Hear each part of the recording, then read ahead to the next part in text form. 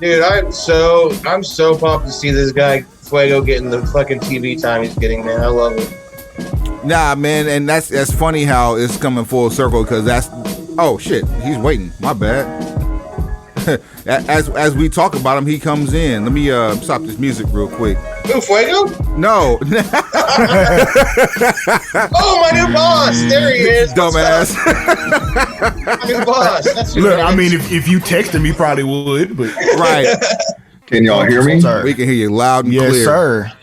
Fantastic. See, he's the only one with the camera on because he's the only one that looks good on camera right now. Well, that's that's part of it. That coming soon. The reason why I can't be on camera is because I will kill all the bandwidth for what I have available. I work. I'm a little disheveled. I haven't premium cared my beard just yet. I can care less. I just want the ability to be able to stream my video so I don't kill the bandwidth of a fire podcast. I mean, I'm vain as fuck. I like that. I'm over here on my. I'm vain as fuck. I'm on my Metro PCS flip phone, so hey, this is the best I can. Listen, it works. It's trap or die, Tony. Trap or die. And like I just literally roll out of bed and put on a t-shirt and go to work. So I'm slumlord every day of the week unless I don't have to be. Welcome to the Broken Pencil Booking Company Pro Wrestling Podcast and radio show infused with hip hop. I am Wood. Made daily with organic, farm to table, localized, neuralized, sterilized, Scotch guarded for 2020 repellent, available online, shipped via Amazon, not available on Sundays, but now available on thebeastradio.com. Broken Pencil Logic. You stay classy, internet. I'm Suave Burgundy. Oh, shit. Look at this. Another day. Another holla. My brother, my partner in crime, Suave Burgundy's in the building. What's happening? Blessings to you all. You have survived another week of the Squid Games of the United States of America. Marked safe. And surrounding countries. You are marked safe from release and future endeavors. And I feel as though you deserve a reward. On that note, your reward, once again joining us live from the slums of nowhere. Pencil pusher extraordinaire, DJ extraordinaire, my man Tony Snow. Tony, what's happening? Yesterday's price is not today's price. Price just went up. Price just went up. I need to change my logo though. I need to get more like Suave. This is Tony Snow. Can't ban the snowman. Man, what's up, fam? I'm excited to be here. Thanks again for having me back. This is my favorite pro wrestling podcast, and that's no BS. And then man, we got an incredible show today. I'm pumped, dude. Man, so our guest of honor, my new boss, man. I can't wait to have him on. Listen, he's on be here for the whole show, man. Let's get this out the way early. We've been talking about this man probably now for 3 years, Suave. At least a solid 2, but I'll go with 3 for. He is the Yoda. He's the Yoda of pro wrestling promoters. We drove, and I'm like the trailer park Yoda. Suave and I both drove from different directions, over an hour in 110 plus degree heat to sit outside to see a fire show from this man's promotion that is finally getting its just due. Ladies and gentlemen, Jerry Bostic, aka the Boss, founder, president of World Class Pro Wrestling, or formerly known as World Class Revolution Pro Wrestling, now just World Class Pro Wrestling. Jerry, welcome to the show. Man, thank you guys for having me. I don't know that there's a better combination in life than wrestling and hip hop. I love it. I mean, hip hop is pro wrestling. Look at the record labels. Facts. Straight up, man. I mean, I can't think of what is that dude's name? He just had an album come out, and like half the songs are about wrestlers. West Side Gun. West Side Gun, yeah. I was listening to that, man. I was loving it. We just spent 2 episodes talking about him. Oh, it's amazing. And I mean, if you think about when wrestling first became mainstream, what brought it to the mainstream? It was music. There's always been a strong tie between the two. I mean, you think about whenever wrestlers first started coming out. Recording in progress. I mean, it's great. I mean, from the entrance music to just the strong ties in all of the music communities. It's amazing. Yeah, wrestling and music go hand in hand. no doubt, man. And it's more so for us, the attitude, because we just, Suave and I have been working together for the better part of the last 13 years that I've been in Texas. And this was, believe it or not, we've told the story on here before, but of course there's always new pencil pushers that come to the show. This whole concept started from a text thread between me, Suave, and two of my kids. Right. And then eventually it just became, hey, let's do this podcast. Hey, let's do this podcast. Hey, I'm redoing my office. Hey, I'm building my office. Hey, I got this rig. Hey, when we recording? And here we are 139 episodes later. 13 years later. That says a lot about you guys' friendship right there. You made it 13 years doing stuff like this. That says a lot. There's a professional level of respect that goes along with hopping on stage with one another, which because you're a DJ too. I mean, I'm the trailer park Yoda, I'm a trailer park DJ. Don't be modest. When you are broke, you call me. Get down, I do. Damn right, I'm down with some Dave Chappelle too. I think it's amazing what Dave Chappelle's done lately. Standing up to the cancel culture like he has, I think it's great. I think it's real easy for people to take, what came out about Dave in the media, and if you don't watch the special, then you probably believe everything you read. But you should definitely watch that before you just read what they said about him, because it's so not true. I love anything that makes Netflix employees upset, no matter what it is.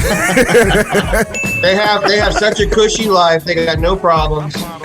Whatever I can do to piss them off. So all for Dave Chappelle, man. Let's get it. Yikes. If your biggest problem in life is a Dave Chappelle special, then you've got it going pretty good. These are truths. It seems like a Netflix employee's only job is to green light programming. Because every Friday you get a message on Facebook or Twitter about a new show that you didn't hear about. And a week later, 1 million people have streamed it, have watched it, the entire series, all 10 episodes, because every show has 10 episodes. And then you go and then you're the first one to block to finish the new show. Everybody's waiting for the next show to come out. And everybody's perpetuating trash. Like, I haven't seen Squid Games, but I keep hearing it's the beautiful train wreck. But again, I haven't seen it either. I have not seen it either. It's extremely entertaining if you like inappropriate violence. Well, then I probably need to watch it, because most of us in wrestling like inappropriate violence. I would say, as a wrestling fan, I feel compelled to watch it now, because I've never heard it quite put like that. I told you. Right?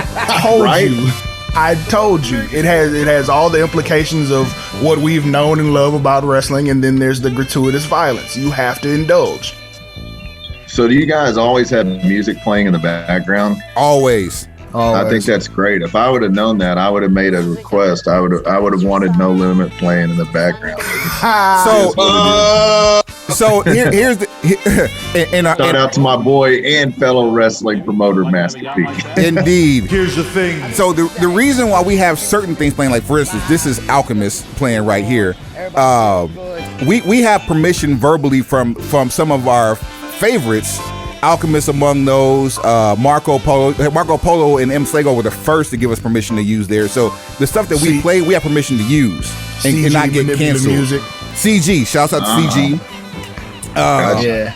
So you say BG like Cash Money BG? No, CG. CG. Okay, I was like BG. Oh, okay, I got you. I'm sure we can get in touch with him as soon as he gets situated. It's amazing all the great hip hop that's come out of Texas. I mean, it's you talk about the legendary DJ Screw, Michael Watts, Swishahouse, Lil Flip. I mean, so many people came out. Paul Wall came out with the Texas movement. It was great, man. Texas hip hop is great. Somebody say Texas hip hop? Did I hear Texas hip hop somewhere? Yeah, straight up. You did. Whenever someone says that phrase within a 100-mile radius, my ears perk up. Man, you know who I heard? My boy Lorenzo. He put out this girl, XB Valentine. You guys heard her? I have not. And sorry, boss, but for those of y'all who aren't on a first name basis with him, you can look him up as Smooth Vega. Not everyone knows Lorenzo. Right. Smooth Vega, yes. My bad. Lorenzo's in Fort Worth that I know of. I would say we're familiar with Smooth Vega. We don't know it's Lorenzo. It's like calling wrestlers by their first name. You know what I mean? That's it's funny. There was a girl I used one time, and the boxing commission from Oklahoma called me one day, and they were asking questions about her, and I'm like, I don't know why you guys are calling me. I've never used this person in my life. And like, no, you've used her multiple times. I was like, well, I would think I would know if I've used her. And then they were like, well, her wrestling name is so-and-so. And I was like, well, why didn't you say that shit to start with? I didn't know that wasn't her real name. You should have led with that, damn it. Burying the lead. Who taught you? Hey, baby, me for a couple of years. So it's funny that you mentioned that, because like one of the things that we always admired is the fact that you take the approach of a promoter from like a fight promoter from like the 60s or the 70s, where you won't do like weekly shows or monthly shows. You'll just pop up, and when you pop up, you usually have a star-studded card. What got you to like that style of promoting, and will that change now that you guys actually have a over the top streaming presence? Honestly, man, I mean, I think that, spot shows was the right thing to do to establish the product initially.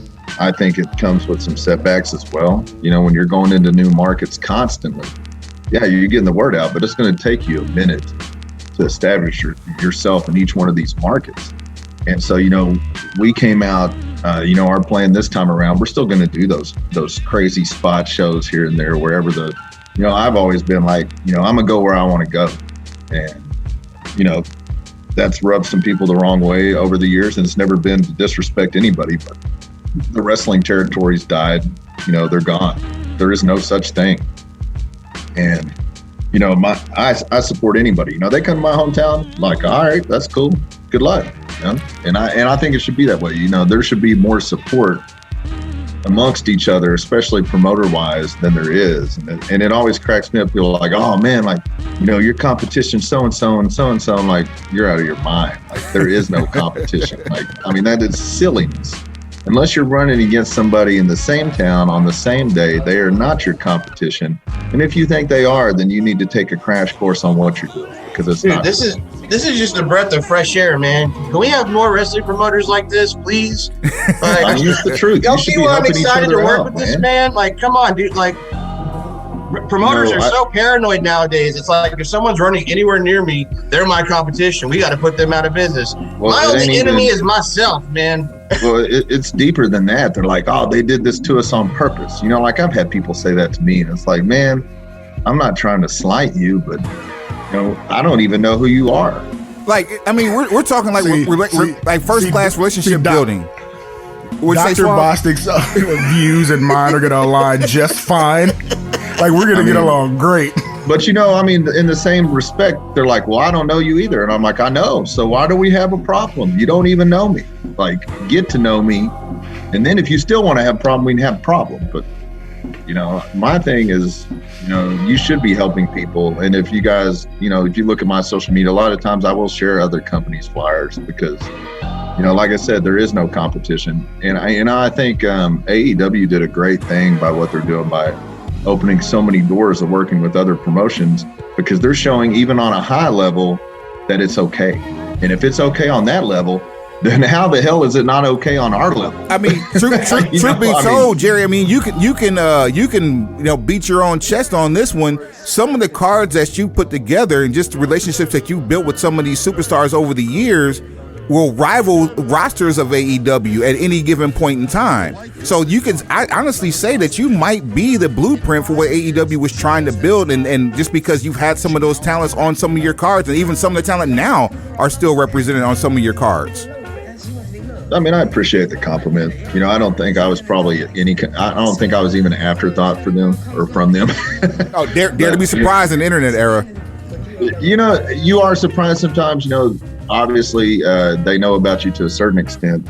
They actually, and there's a lot of good people that work there right now. Kevin Sullivan, not my Kevin Sullivan, Kevin Sullivan, the producer, actually reached out to me. It's probably whenever Hoobie was on AEW. He's like, hey man, do you mind if we use some of your footage? I'm like, oh no, like, thanks for telling me, but no, I don't mind, man. If that's what you guys need and that's in your best interest and Hoobie's best interest, then use that shit all day. I don't care.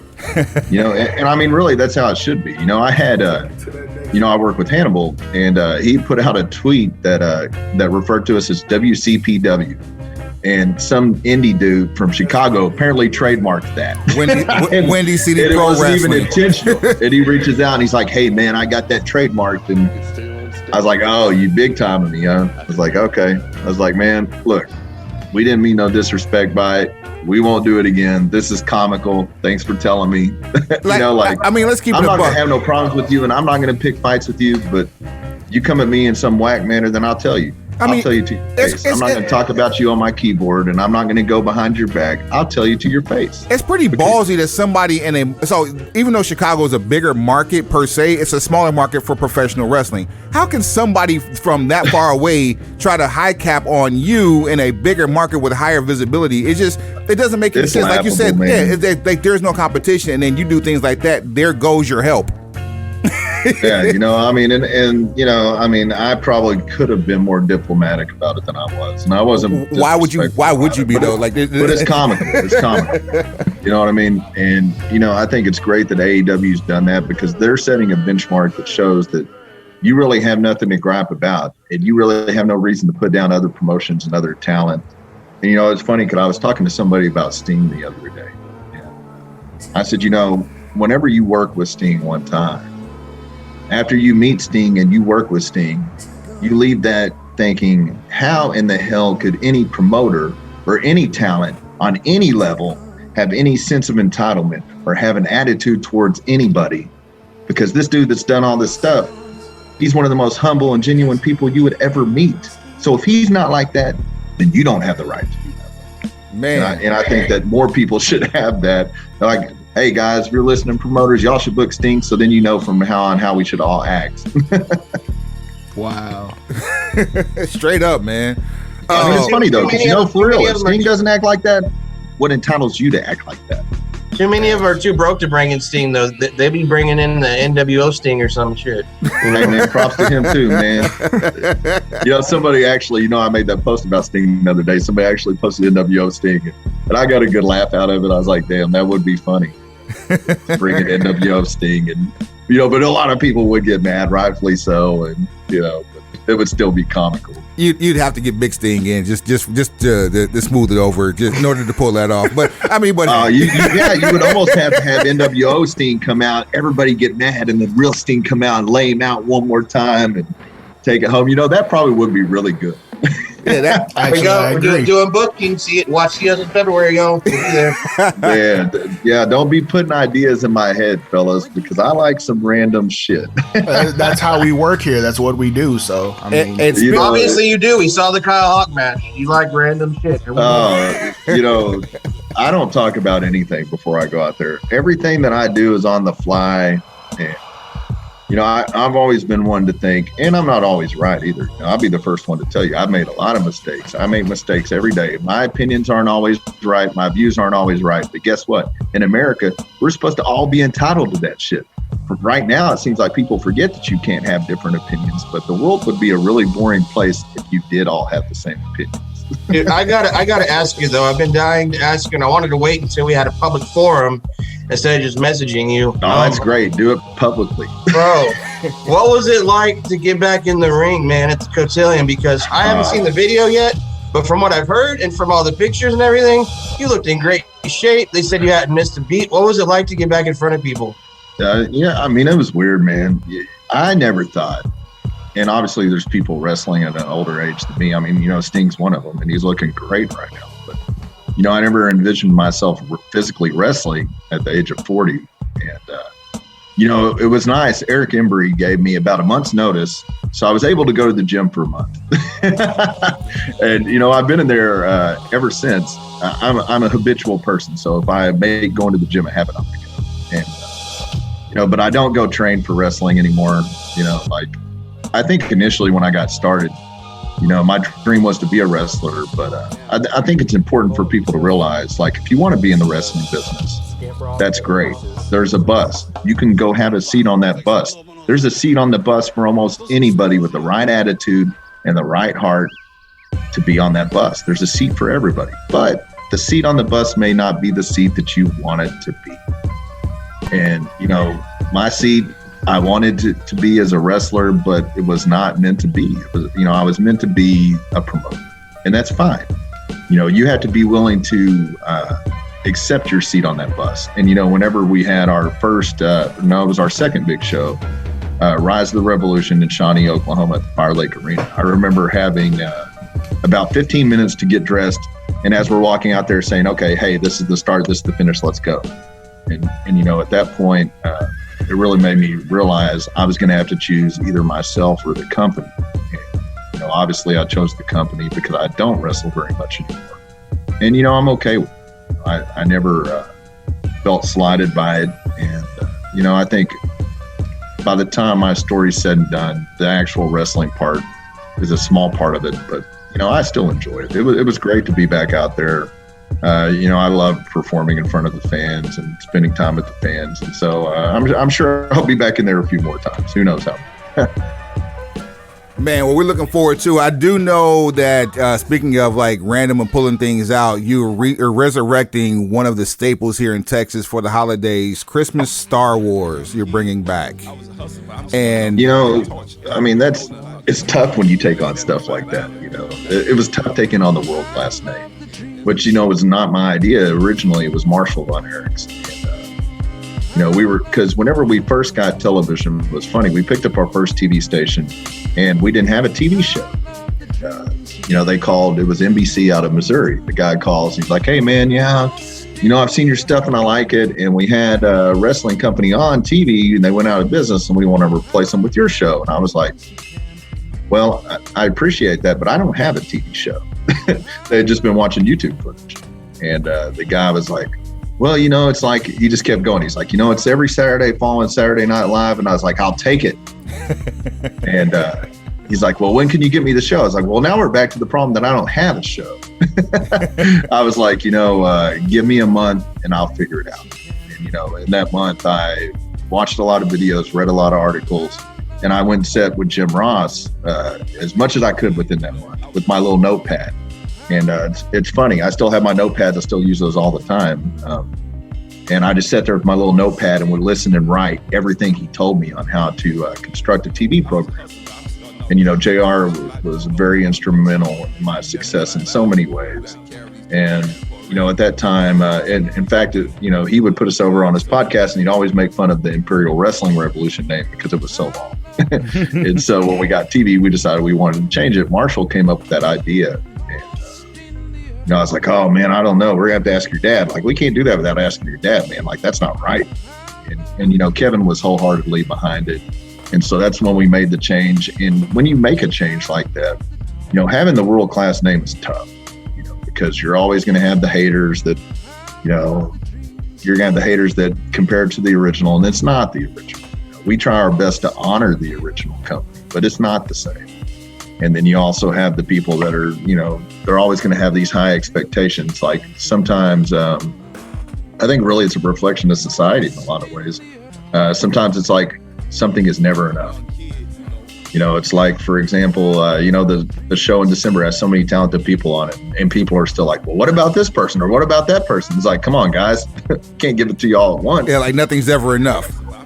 Yeah, and I think it's that way in general. I think with the internet developed like it has, and phones, and, it's very evident in how wrestling is even structured now. Look at the payoff on an angle.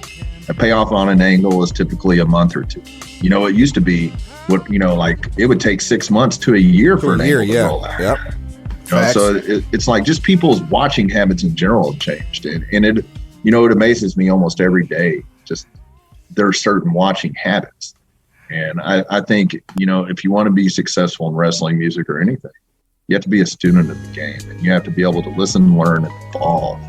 And, sometimes that's a tricky thing, especially in wrestling. Wrestling has evolved so much in every way. Yeah, I mean, you look at, I created actually the Ring of Honor, the evolution of wrestling to what it is now. I mean, you look at how many of the stars in Ring of Honor went on to be WWE stars, and now a lot of them are in AEW. And, Vince even changed the way WWE was presented, in a certain aspect to the Ring of Honor style. I mean, that's how big it was at one point, you know, and it was very sad to see them go out of business. You know, a lot of great people worked there. They were supporting them and their families, and, you know, that was really sad to see. So do you think it wouldn't break my heart for Sinclair to ask me if I wanted to be on there? I'd be like, yeah, sure. Mr. Sinclair. I bet not. I mean, you know, you can be in over 40 million homes in any given moment. I mean, yeah, I think that wouldn't be a bad problem to have. I'll take it. And, you know, I've always been a firm believer that our product is definitely TV ready. It's just about who you know and being seen by the right people.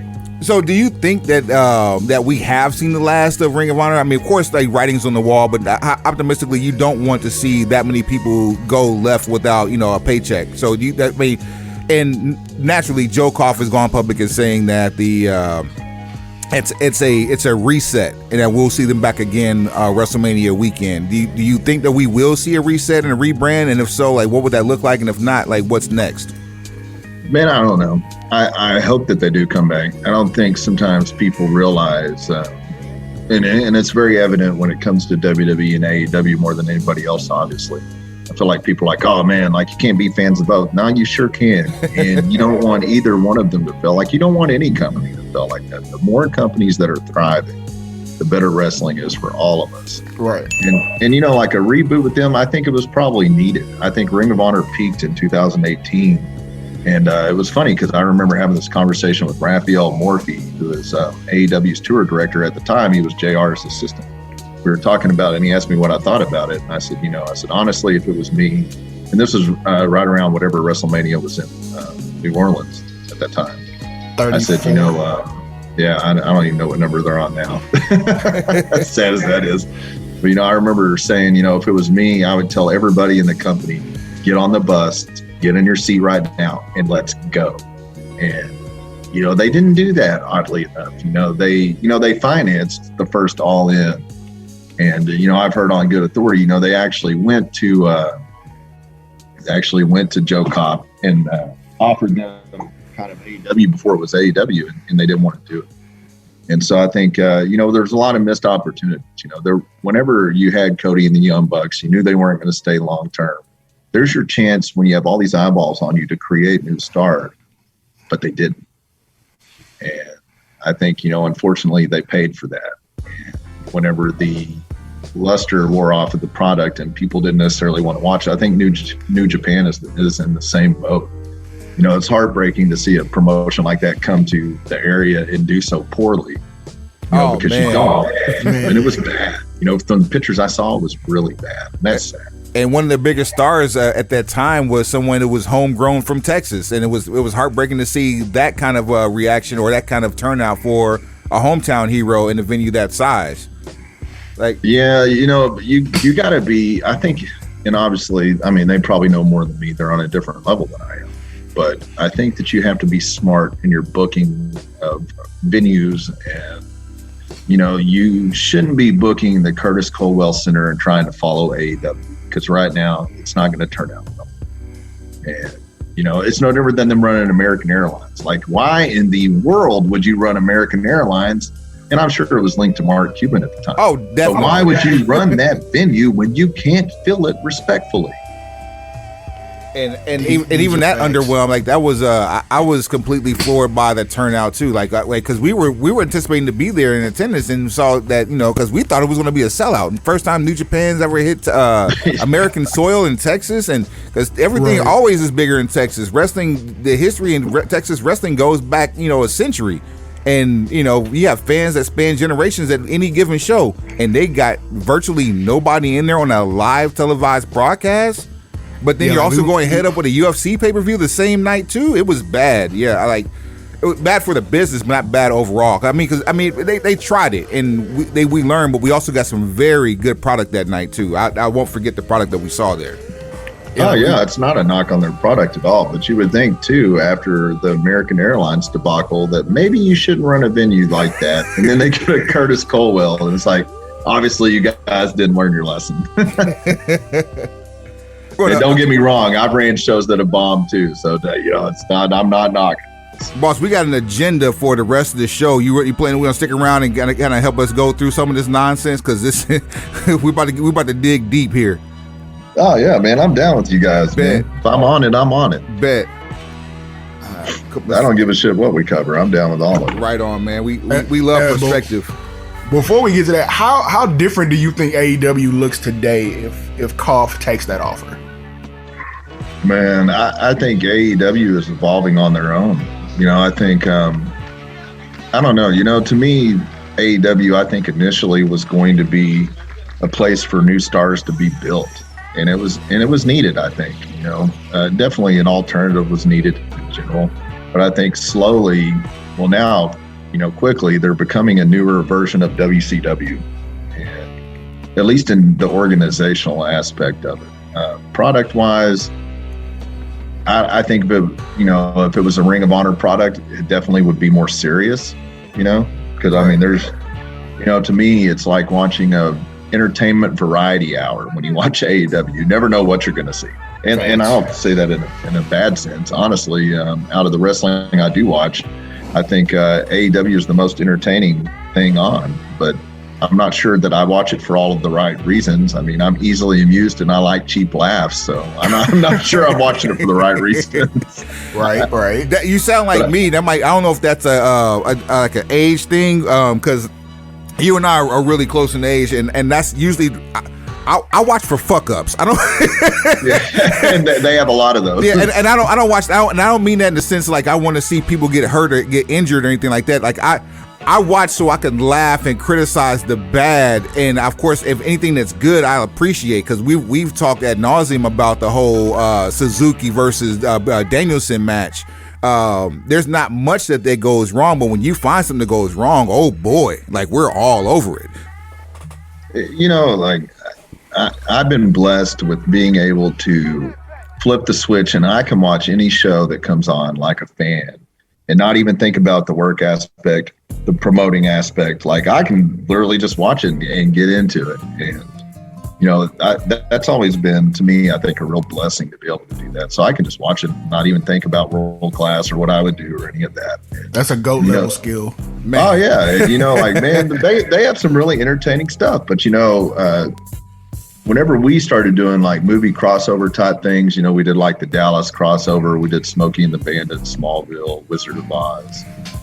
We did all these different things. Obviously I like combining pop culture with wrestling, and they do a lot of that. And, I think last week they came out as the Ghostbusters, they did the Space Jam thing. Like I like that stuff. I think it's entertaining.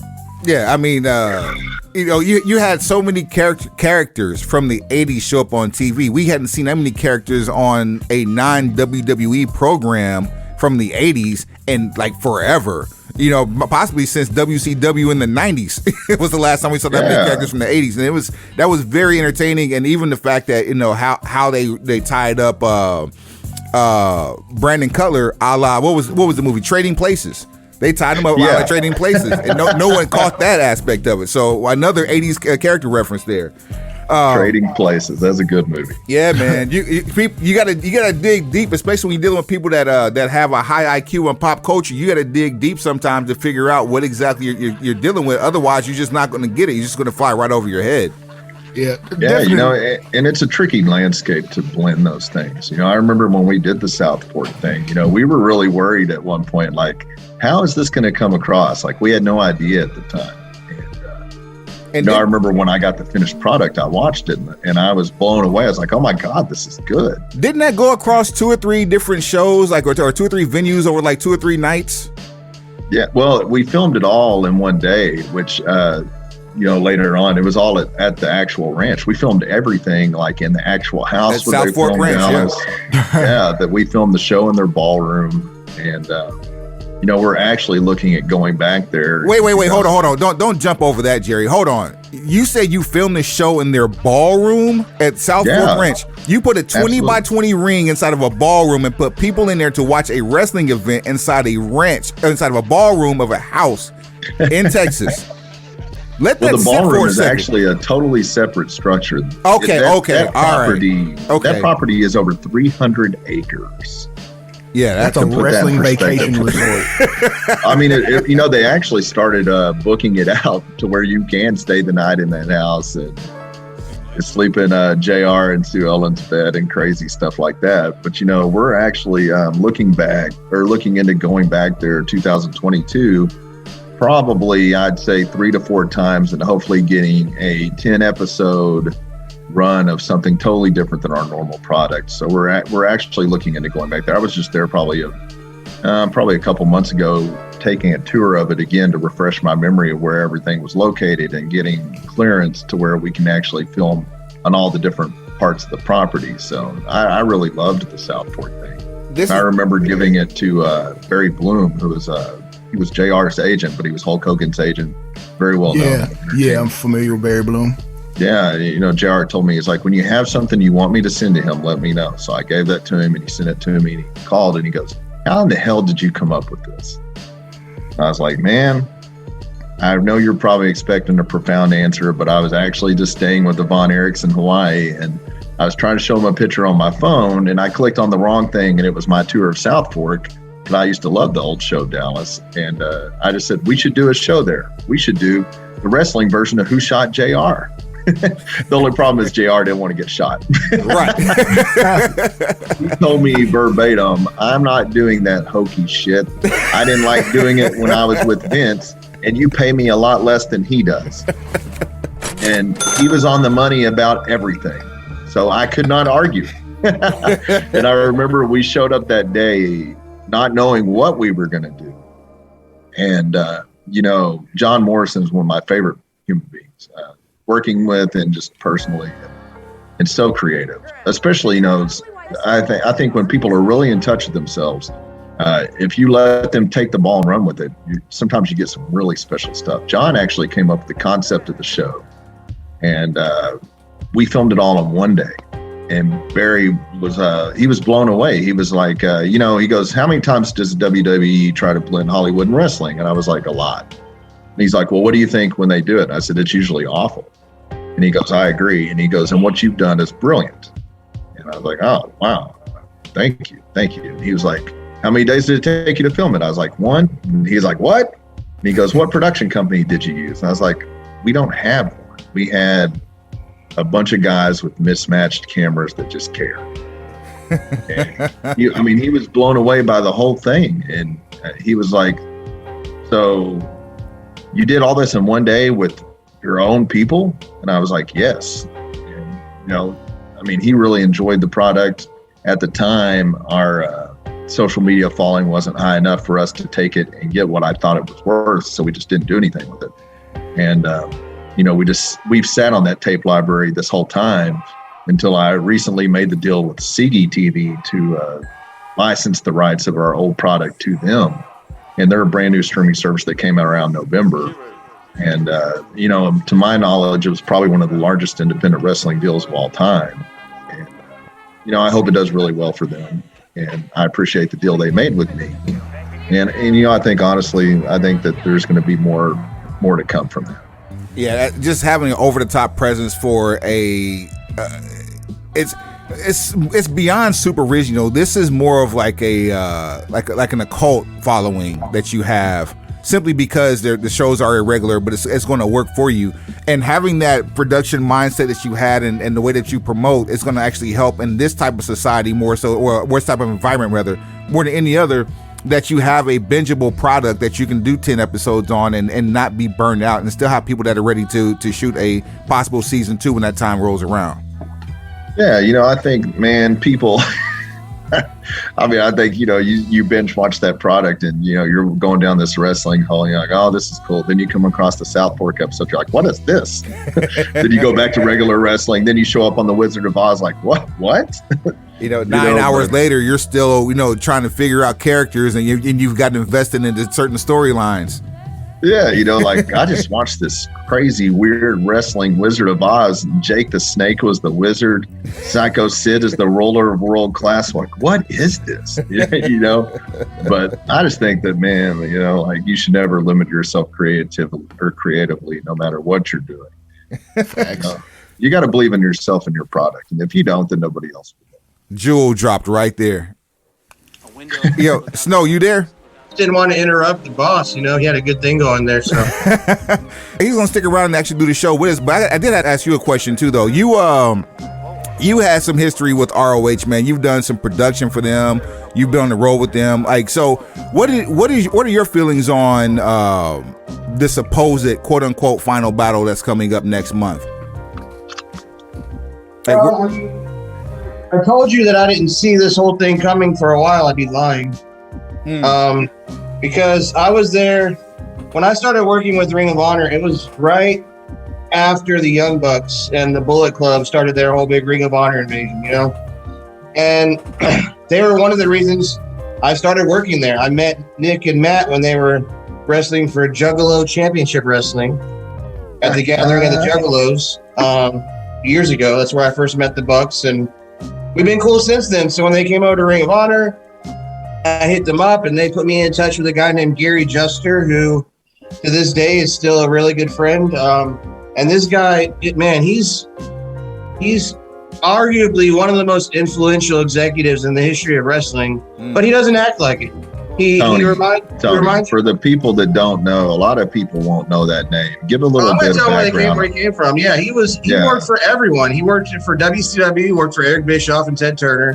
He worked for WWF, he worked for Vince McMahon, he worked for Territories. This guy was a producer. He's actually one of the guys that was the head of the whole All In thing. When they decided to do their own pay-per-view, they got Gary Juster on board to help organize it. And so I got to know him, and he brought me on. He found out early on about my autism diagnosis and had kind of a heart for that. So he put me in good positions, and I got to do loops with everyone. And it was such a fun place to work at until the Elite left.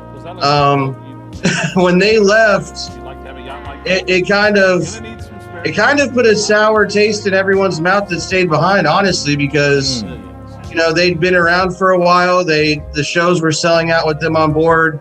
They did All In. They got Ring of Honor to help with All In. If you watch All In, you'll even notice the turnbuckles are Ring of Honor turnbuckles. Like, it was a Ring of Honor production. Ring of Honor still even owns the rights to the show. It's in their tape library that's for sale. Right. So people kind of got the feeling like, oh, okay, well, these guys are taking their ball and leaving. So, after they left, they tried to restructure. They tried to put new factions, get new people in place, and it really kind of flopped. You had the Foundation, which they had John Gresham and Rhett Titus and a few other people who had been there for a while, going against the new blood people that came in. It was kind of almost like they were rehashing the whole WCW storyline after the invasion. That didn't work. They did some shuffling around with their executives. They relieved Delirious of his booking duties. A guy that no one was really ever a fan of. He was the office manager there for the longest time.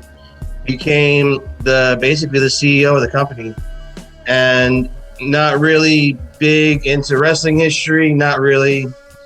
Like Jay Lethal broke his arm in a show a couple years ago, and this guy didn't have any EMTs at the show, no one to do urgent care. He basically just threw Jay Lethal in a taxi and sent him to the hospital. Ouch. And so they brought in Joey Mercury to start doing the booking since Delirious was gone, and Joey lasted maybe 2 months. He couldn't get along with Greg either. So then they decided, we're going to bring in Marty Scurll. He's going to be the head of our booking. He'll be the liaison between us and New Japan. This will be great. Can you say his name publicly? Is that okay? I mean, I don't know. I might get canceled. Oh, easy. So then the speaking out thing call you happened. Tony Dreamer. I know. Oh, Yikes. The speaking out thing happened. I'm not. I love Tommy Dreamer, just for the record. I love him. So the speaking out thing happens, and Marty gets removed. And then COVID's in full swing, and they're having to perform in front of small audiences and stuff. And I've told people this for years.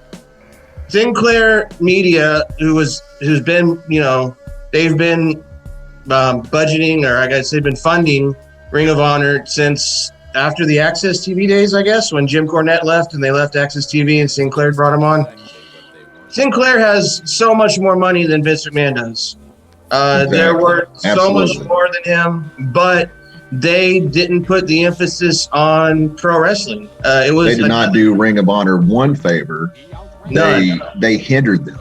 They used Ring of Honor as a capital loss, and that's what exactly. Ring of Honor was. What I didn't understand about that whole situation is that you are a broadcasting conglomerate that's in over 150 markets. Actually, no, 200 with the post-merger with Tribune. It was over 200 markets, and you could not even capitalize on a market share that territory syndication had in the 80s. How is that possible? One of the things that I always told them, I was able to gauge Ring of Honor's viability by asking wrestling fans, hey, where do you watch Ring of Honor at? You know, what day does it come on where you're at? What time? And none of them knew. Like, we usually just go online and stream it.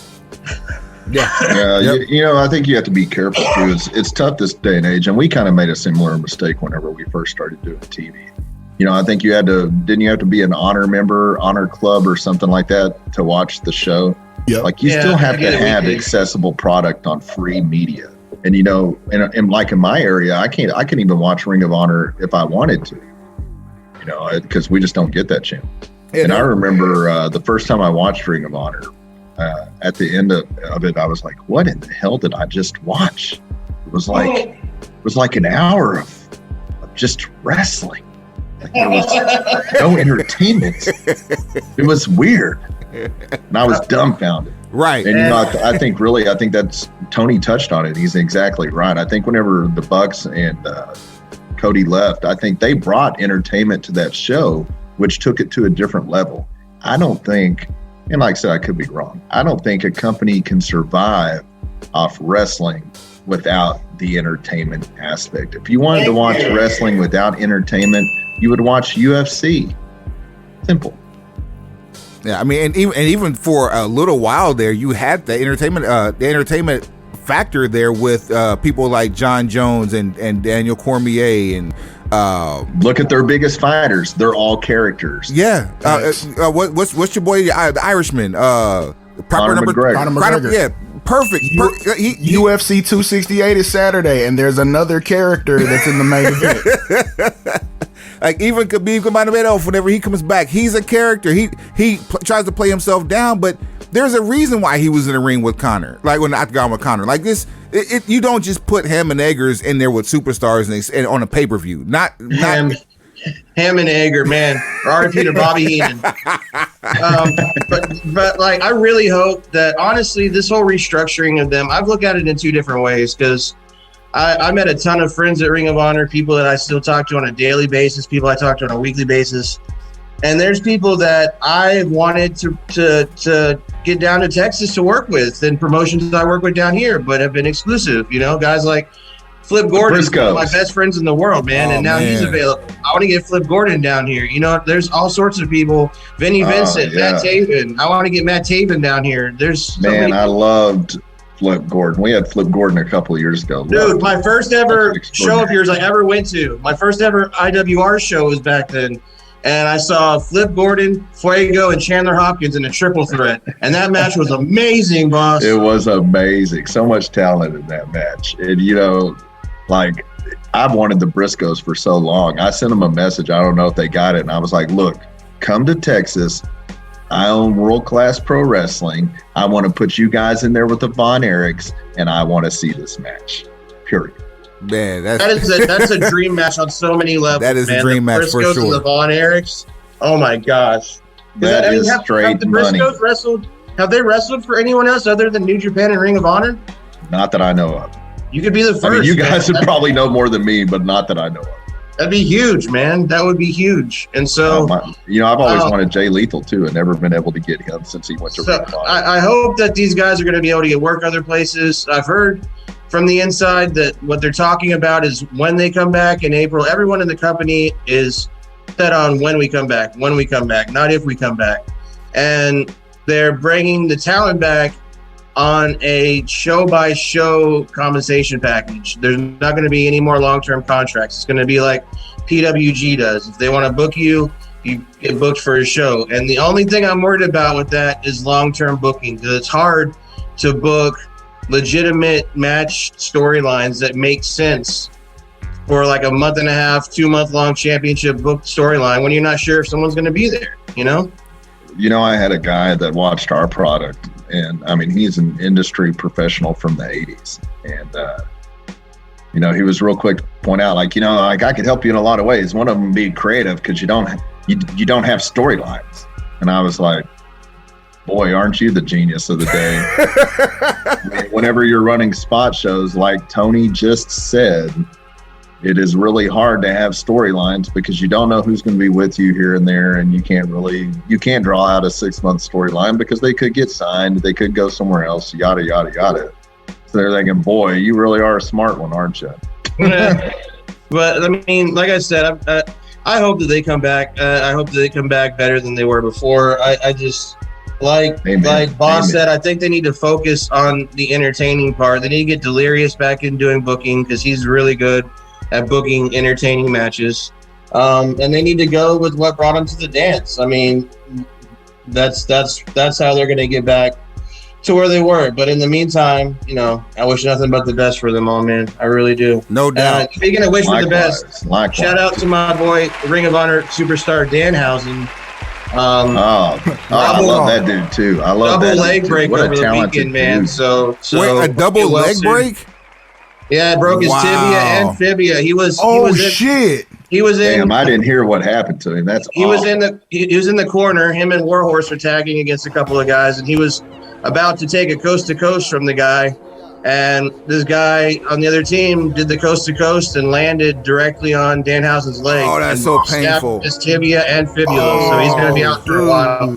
They're putting a rod in there and slap that dude in the face. Dude, they're putting a rod in tomorrow. They got to put a rod in his leg, man. And so that's awful, man. What a talented dude. Man, we had on our last episode 138, we actually had a full ROH contraction draft in which we said that Danhausen would be perfect over at Impact, especially with the new digital media championship that they have created. He would be a shoo-in for that title and actually give it some notoriety.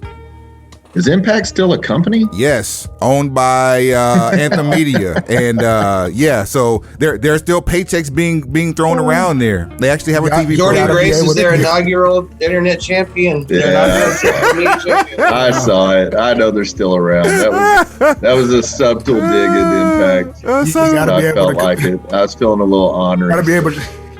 Well, you gotta be able to give Danhausen those checks for that rocket car. Well, the funny thing that you asked that question, as I'm sitting here getting texts from Suave and alerts on my browser, let's dig into these topics real quick. WWE is actually issuing a round of releases, and last night it was announced that Senior Vice President of Creative Services. Now, did they even have one of them? I digress. Stan Stansky. In title only. Facts. Stan Stansky has been released from his contract after 15 years with the company. That sounds like a made-up name. Right. Like, you couldn't do any better than get a nickname that has part of your last name in it. Come on, man. So, Ultimate signed he was the what? He was the director of what? He was the senior VP of creative services. In other words, he ain't do shit. I was sitting there thinking, like, what position is that? It's like my boys, the Miami Hurricanes this week. They got an NCAA infraction, because NCAA loves to hate the Hurricanes for whatever reason. Facts. They got an infraction this week for too many communication devices. I was like, boy, like. Are you serious? Could y'all like come up with anything crazier? Who has ever been reprimanded for that violation? What did they do? Have like too many cell phones on the sideline? Like, what in the world, man? Yeah, somebody didn't get their quarterly bonus or something. Like and I'm a Hurricanes fan like you are. Like, who sponsored the headsets? Yes, come on. That's insane. It's just like pettiness, man. Pettiness, like. That's insane. It's sad to hear about WWE releasing more people, but I think WWE is starting to wake up. I think that they're realizing that, and I think a lot of it, I was actually having that conversation this morning with someone. I think that a lot of it is, WWE strayed from their product. ROH, whenever they really started blowing up, you see so many ROH elements now in WWE and AEW.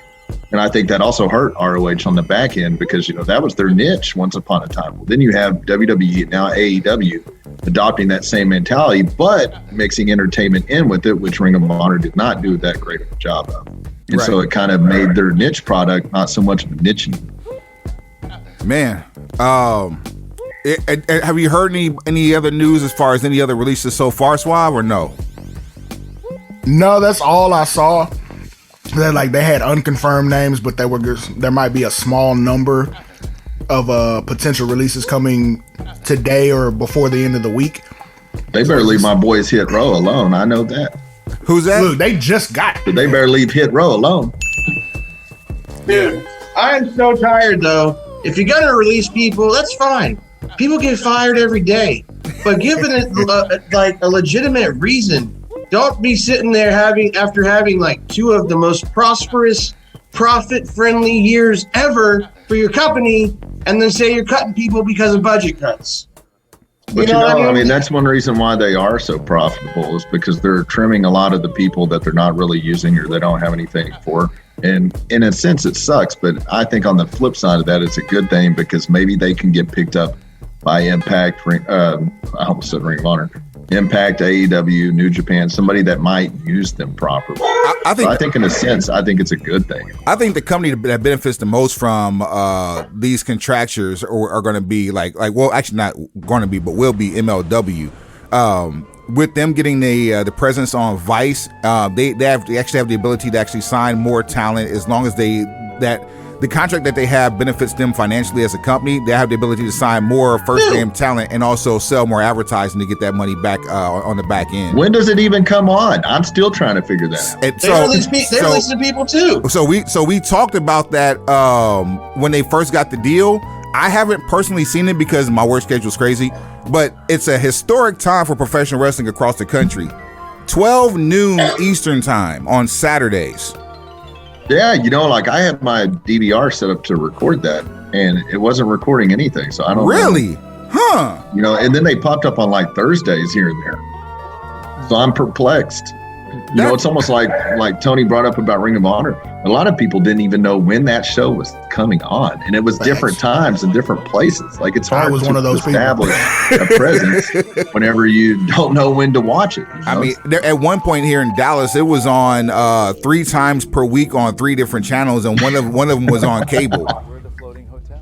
So so when you're in that situation, you need to be really clear and precise to the fans watching the show as when they can watch it, because I don't think MLW is a bad product, but I'm not the biggest fans of their organization, but I don't think their product's bad. Hey, they've got when to watch it.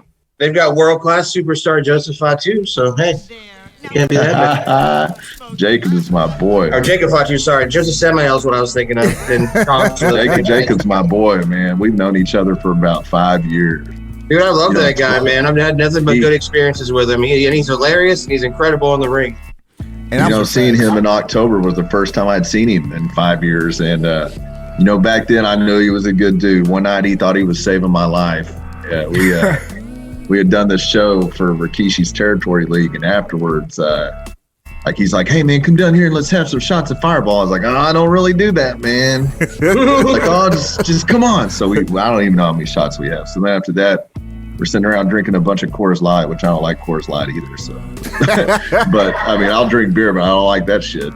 And so we're sitting there having all these drinks. Well, back then I had this thing I just know when it's time to go to sleep. I just know. And when it's time for me to go to sleep, I'm going to go to sleep. So we're in this hotel room having this party, and I guess I decide I'm going to go to sleep in the bathroom.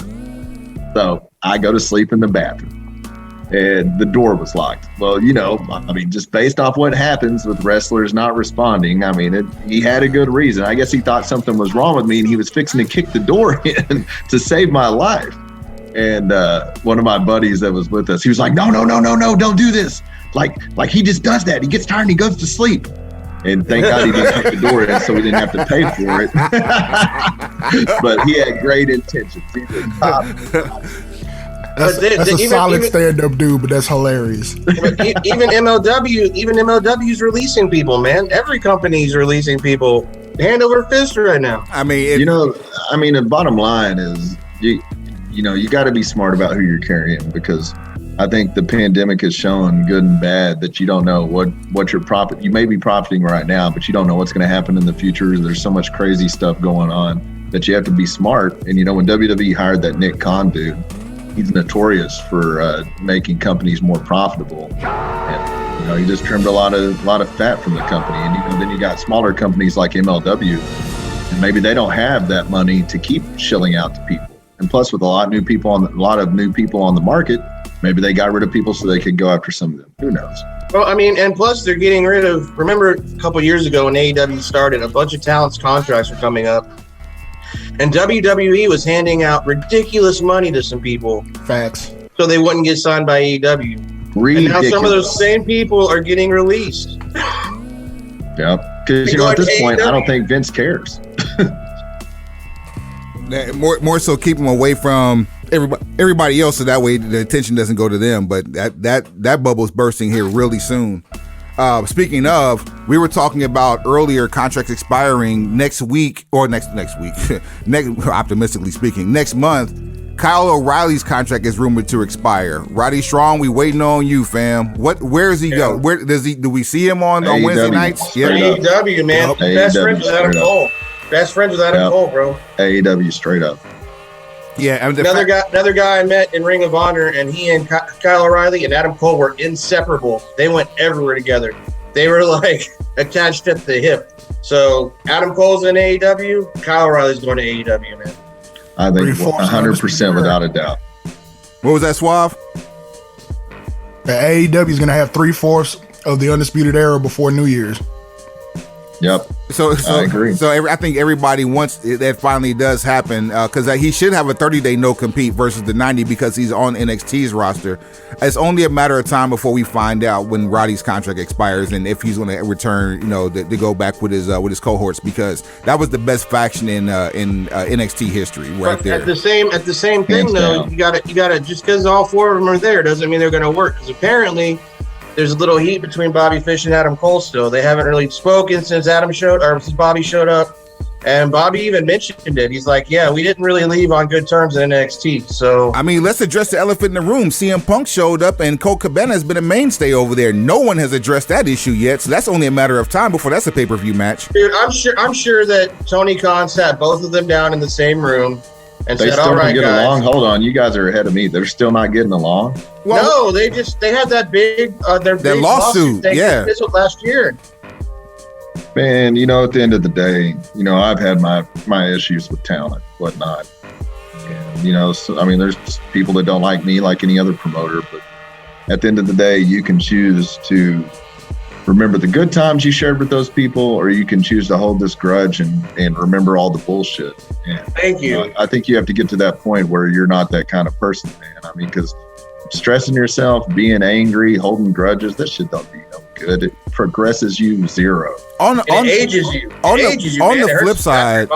the flip side, I'd rather ride with you than just say fuck you, because truth be told, I'm not going to sit there and hold a grudge. I just won't have anything to do with you. It's easier for me to forget you than to have to deal with the things of your past. Straight up. Cut-off game is hard. I mean, it's just the truth, man. And wrestling, music, whatever. I mean, there's going to be a high level of bullshit. One thing is it is a business, but on the flip side, it gets personal so many times, because if you're in entertainment, most likely you love it. Right. If you work at Walmart, it's a job, so it's not near as personal. It's just a job. Not even Walmart, but any just regular ass job. It's just a job. Right. But whenever you're in something that you love, then you're dealing with multiple levels of emotions. And, it's definitely tougher to navigate. But at the end of the day, man, it ain't my job to pass judgment on people. God will do that one day. He can have that responsibility. In the meantime, I'm just going to keep my eyes on the prize and worry about my actions and hold myself. I like that analogy you made, because if you walk up to a wrestler and you're like, man, I didn't really feel that spot you did in the match there, man. It was kind of wonky. He's probably going to get upset. Whereas if you walk up to a dude at Walmart and be like, man, you did a great job scanning my groceries, but the last 2 or 3, you kind of fumbled. Dude, he's going to look at you like... Yeah, like you do it. You're spending way too much 40 hours a week here. You do that. But it's for real. That's real. That's a big difference. But, especially those guys, they've been on a high level. I can't even imagine all the amazing things they shared together. Like, the shit is petty. let it go. I mean, they had one at the time was the most listened to podcast of any podcast during that time frame, wrestling or otherwise. It was the most listened to back in it was Cole Cabana's podcast right after CM Punk left. Yeah, thank you. The Thanksgiving episode, I want to say, was 2014. Still a good listen to this day, but at the same time, like you can't have that kind of camaraderie and not be genuine friends, and then you can't go and let that much time pass by and then still not feel some kind of way that you don't miss your friend. You know what I'm saying? Like, dude, who remembers the Second City Saints? Come on, that was incredible.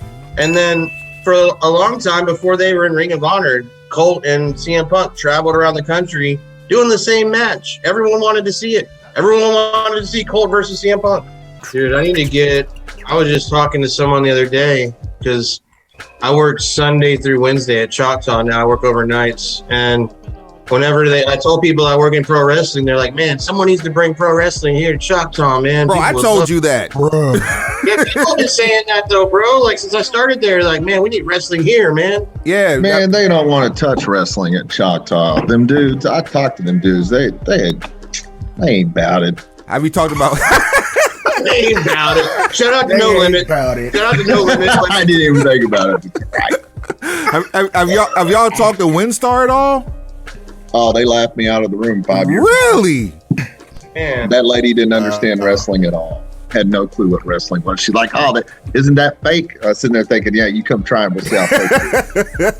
Isn't all your makeup you got on fake?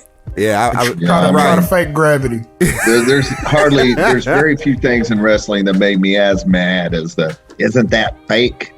Yeah. Dude, I'll tell you what, there's a lot of things in life that are fake. You want to talk about fake? Let's talk about fake. Bro, Start cutting a full scale promo. I think right now 276 things in life that are fake. Do you want me to go in alphabetical order, or do you want me to go in order of importance? Get him. Get him, boss. Get him, boss. I started dating this girl a couple months ago, and she was over at the pad, and I was showing her some wrestling stuff, and she goes, oh shit, hold on. Isn't that fake? Shit, hold on. I just had this premonition. It didn't work out because of wrestling. Bro, she goes, isn't this fake? So I sat her down, and I made her watch a film with one of our good buddies, Andrew Anderson. I made her watch The Wrestler with me. And she hasn't been back. Shout out to Andrew. Wait, she I'm sat sure through it wasn't the movie? his acting that made her not come back. Yeah, she sat to the movie and then was like, okay, I guess I'll see you later. All right, I get your point. All right. Thanks for coming. I'll see you later. And then you Exactly. There was no seeing her later. I didn't even get the thanks for coming part, if you know what I'm talking about. Wow. You didn't get like that pat on the ass, like good game, Tony. It's a lot of It's a lot of story. It's a lot of storyline investment for no payoff. You get a participation ribbon. Oh man! Shit, everybody gets the participation ribbon these days. It ain't special anymore. Exactly. Speaking of unnecessary pats on the ass, WWE released talent Lars Sullivan is back in the news again for stalking his former personal trainer via Instagram. What is wrong with this dude? I mean, what does that even mean? Like stalking him on Instagram? Was he one of those dudes that like went through and liked all of her posts like from like 5 years ago? Yes, exactly. That Instagram stalking. 40 posts. I'm not like 40 posts. So basically, I got these harassment. I got these pictures right here. I want to file a police report. He liked my post from 7 years ago, and then all the way up until now. So he went through 7 years of posts, and I just need to know: is this harassment? I mean, is that internet harassment? Well, apparently, he was making advances and being inappropriate about those advances, and then he decided to ask for a private photo. Afterwards, she refunded money that she was already paid. She was a yoga instructor and also his personal trainer. And then she refunded the money or whatever, and then decided that she wanted to speak up about it. Now, why can't you block? Why can't you just block them? Well, that happened too, I'm sure. And according to this article, it was. She did block him. But here's what's crazy. This is the same person who had a history of being alt-right racist on a BBS, while also being a gay porn star prior to joining WWE. and then had an anxiety attack on his first week on SmackDown and never showed up on mainstream television. Well, I mean, in my opinion, you can get fired real quick for being racist. I didn't even. I tune out for the rest of that. I mean, there ain't no room for that. I've never understood that shit in the first place. Why in the world would you think that your skin color makes you better or worse than somebody? Like, I'll never understand it. Never, ever, ever. Like when you like, it's just the. Ask Willie Anderson. I only don't fuck with nobody from what I've always heard. He's just a grumpy old man. I saw a picture of him at his 74th birthday. He's racist against everybody, including himself. No, it's just like it's a universal fuck you. I saw a picture. It was like the Dave Chappelle shit. Like, man, how can you get mad at Dave for anything? Because he makes jokes about everybody of every race, of every situation. Like, it's obviously not personal. Anyone that gets offended by Dave Chappelle specials have obviously never watched the Chappelle Show, because the Chappelle Show is about a million times worse than the specials. Way more offensive. I mean, like the blind racist dude. Way more. Yeah, the blind white supremacist, the black white supremacist. Clayton Bigsby. Yes. Yo, you there? Yeah. Okay. I thought everybody just took a weird break. No. We were saying that's where you pause for station identification. I thought when I said the black white supremacist, I thought I heard Juice Freight in the background say pause. Oh no, Suave and I both said Clayton Bigsby. That was his name. Clayton Bigsby. Man, I could not think of his name. Honestly. Yeah. I mean, that was probably one of my favorite skits on that show. There were so many, but I loved it. Oh, no, that's definitely top 5. Oh, yeah, for sure. I really thought when he got that Netflix contract, he might bring the show back in general, since, that Netflix made him got Comedy Central to make up with him. I thought maybe he would get the rights and produce the show again. But, if he can't even get away with these specials, there ain't no way he's getting away with that show. Well, he won't do that show, but he will do a show, I think. Yeah, it took a while. He got the rights back finally from Comedy Central, and it was discussed that he was going to take it to Netflix. It's just this particular backlash from the special might have kind of thrown a roadblock into that. Props to Netflix for standing by, man. Props to Netflix for standing by. Oh, because so many corporations, they would have went running over that. They'd have canned him, canceled him, whatever, went running, and we'd have never heard from Dave again in that aspect. They actually they did more than stand by him. The president of Netflix actually stood up and said that this isn't the last we see him. Dave said it's going to be the last you see for a while. The CEO doubled down and said, "Nah, we'll see him back here sooner than you think." So I mean, bottom line, man, I don't know what happened to, if you don't like something, don't watch it. Don't watch it. If you don't want to listen to it, then don't listen to it. Like this whole cancel culture bullshit, and like the whole, there was a lot of valid arguments in the people that were speaking out, and I'm not knocking it. I think some of those people definitely needed to be outed. The media is so bad at this point, you can't trust anything they say. They're going to take snippets of whatever makes a bad story, because how often do you see the news anymore promote good things that are happening? It's always something bad, because that's what gets people to watch it. They figured this formula out, and now that's all they report is everything that's bad. Yeah, why do you think there's always these huge backups on highways when there's a car wreck? Because everyone wants to slow down and look at it. Don't remind me. I absolutely hate getting stuck in that situation. Like, bro, if you don't hit the gas, they're changing a flat, fam. This is roadside service. No one perished. Keep moving. Oh man. Yo, couple cool things happening this week. Bray Wyatt, aka Wyndham Rotunda's no complete clause expired earlier this week. I'd say we see him on AEW programming in the next 10 to 15 days. Suave, what say you? I mean, why not? Like that's the place with the largest checkbook to drop the biggest bag in his lap. Why would you do anything else? Yeah. Well, this is probably a good time to announce he's going to be at Christmas Star Wars in Irving. Hey! See, that would have been the greatest alley-oop in the history of pro wrestling podcasting. Everybody's always wanting more. See? And I know y'all ain't got y'all's video on, but I know y'all were getting excited. See? Yeah, that's how pops work. That's how advertising that's works. That's exactly how it works. Oh shit! Heels. Good time. Heels was renewed for season 2 after the way the first one ended. They better had, otherwise they would just would have had a shit show in their hands, literally. What can we expect for season 2? What did you guys think of the show? Honestly, I liked it. You know what I hearkened it to? The what was it? The Florida Dystopia or FWD? Mm-hmm. That's WWE, and DWL is Impact, and they're going head up against each other. And like beginning of the season, you wouldn't have thought that.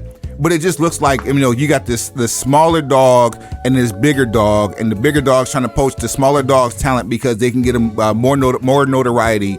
But at the same time, they're on the radar. And that's basically what it is. For the stories that were being told, I really appreciate it. Like, I like that. I think it's too much of a peek behind the curtain, so to speak. But having people like James Harrison as a professional wrestler is pretty damn hilarious. Loved it. But you know what? Like, you touched on the one thing that's my only complaint about the show was they went too deep behind certain things that people did not need to see. It's like earlier whenever I talked about us going out and doing something similar to that. I just don't think you have to see them practicing moves on each other. I think there's certain parts of kayfabe that don't have to be broken to put out a show like that. But overall, I thought it was good. I like the cast, and the James Harrison shit was super cool. Yeah, the booking the finish aspect ad nauseum. Like, we saw that probably 5 or 6 times, and it was literally the bane of the entire existence of the first season. We didn't have to know about how finishes were booked in that type of environment. No, you don't have to know. And whenever kayfabe was exposed, whenever Vince started going more towards entertainment to get out of certain things, like athletic commissions and things like that, it was already exposed. You don't have to throw it in people's faces, because at the end of the day, you still need them to buy in and believe in what you're producing. The suspension of disbelief. And if you're giving them all these leeways to not believe it, then why in the fuck would they believe it? Man, I love this. Did we just become best friends? Like, that was what I was going to say. That's my biggest gripe with it, too. Like, I'm kind of an old school at heart. Like, I love the fact that they're bringing this business that I absolutely am obsessed with to a worldwide audience. But, like, not everyone needs to look behind the curtain and see the wizard. Like, not everyone should get access to all that, man. That's just the truth. And I thought they did a brilliant job with the casting. I loved the characters. I thought, the small town thing was very well done. There were so many things that they nailed. Right. It's just certain things that, and I think it's really only people in the industry are going to be like, oh, why'd they do that? But I think it was definitely a good test first season. I'm excited to see where they go with it. I hope as they go into the second season, I hope that it's more open and not so closed as far as their thought process on things. I grew up in a territory capital town, and in Tulsa, and the things I've seen in the 80s, just with the talent, just not from there, but being there, for extended periods of time. You just see people on the streets, and you kind of see certain things, like as far as like them driving in the caravan, or they may pop up at the state fair. Like, I don't know if you guys remember or have seen any footage of Power Pro Wrestling from the 80s, but it's basically it was Mid-South's program that was akin to All American Wrestling. But the key was, it was the yellow or orange ring. That orange ring was at the Tulsa Fairgrounds. The only time you saw that orange ring ever be used was at the Tulsa Fairgrounds. And just the whole, everything culminates at the fair. That's when, for Mid-South, Bill Watts got over on the Russians, and Hot Stuff Eddie Gilbert with Hot Stuff Incorporated got rid of them, turned Sting face, got rid of Rock. Hot Stuff Eddie. Yeah, all that happened at the State Fair in one night. So the State Fair being the culmination of all things storyline, loved it. Yeah, absolutely loved it. It gave you that old school feel to it. And a lot of things in there did give that vibe. it was just these certain things. It's like, all right, so this is progressing, it's moving, it's fluid, and then bam, let's shoot ourselves in the foot on some shit that don't matter. That people don't understand. Dude, Wood, I gotta the whole suicide thing, I was like, whoa. Oh yeah. Oh man. Oh, that I wasn't ready. I wasn't ready for There that. was a lot of feedback, but a lot of negative feedback over that. And I'm like, yeah, I mean, you guys could have got the point across without showing it. Yeah, that was way too much. What were you saying, Suave?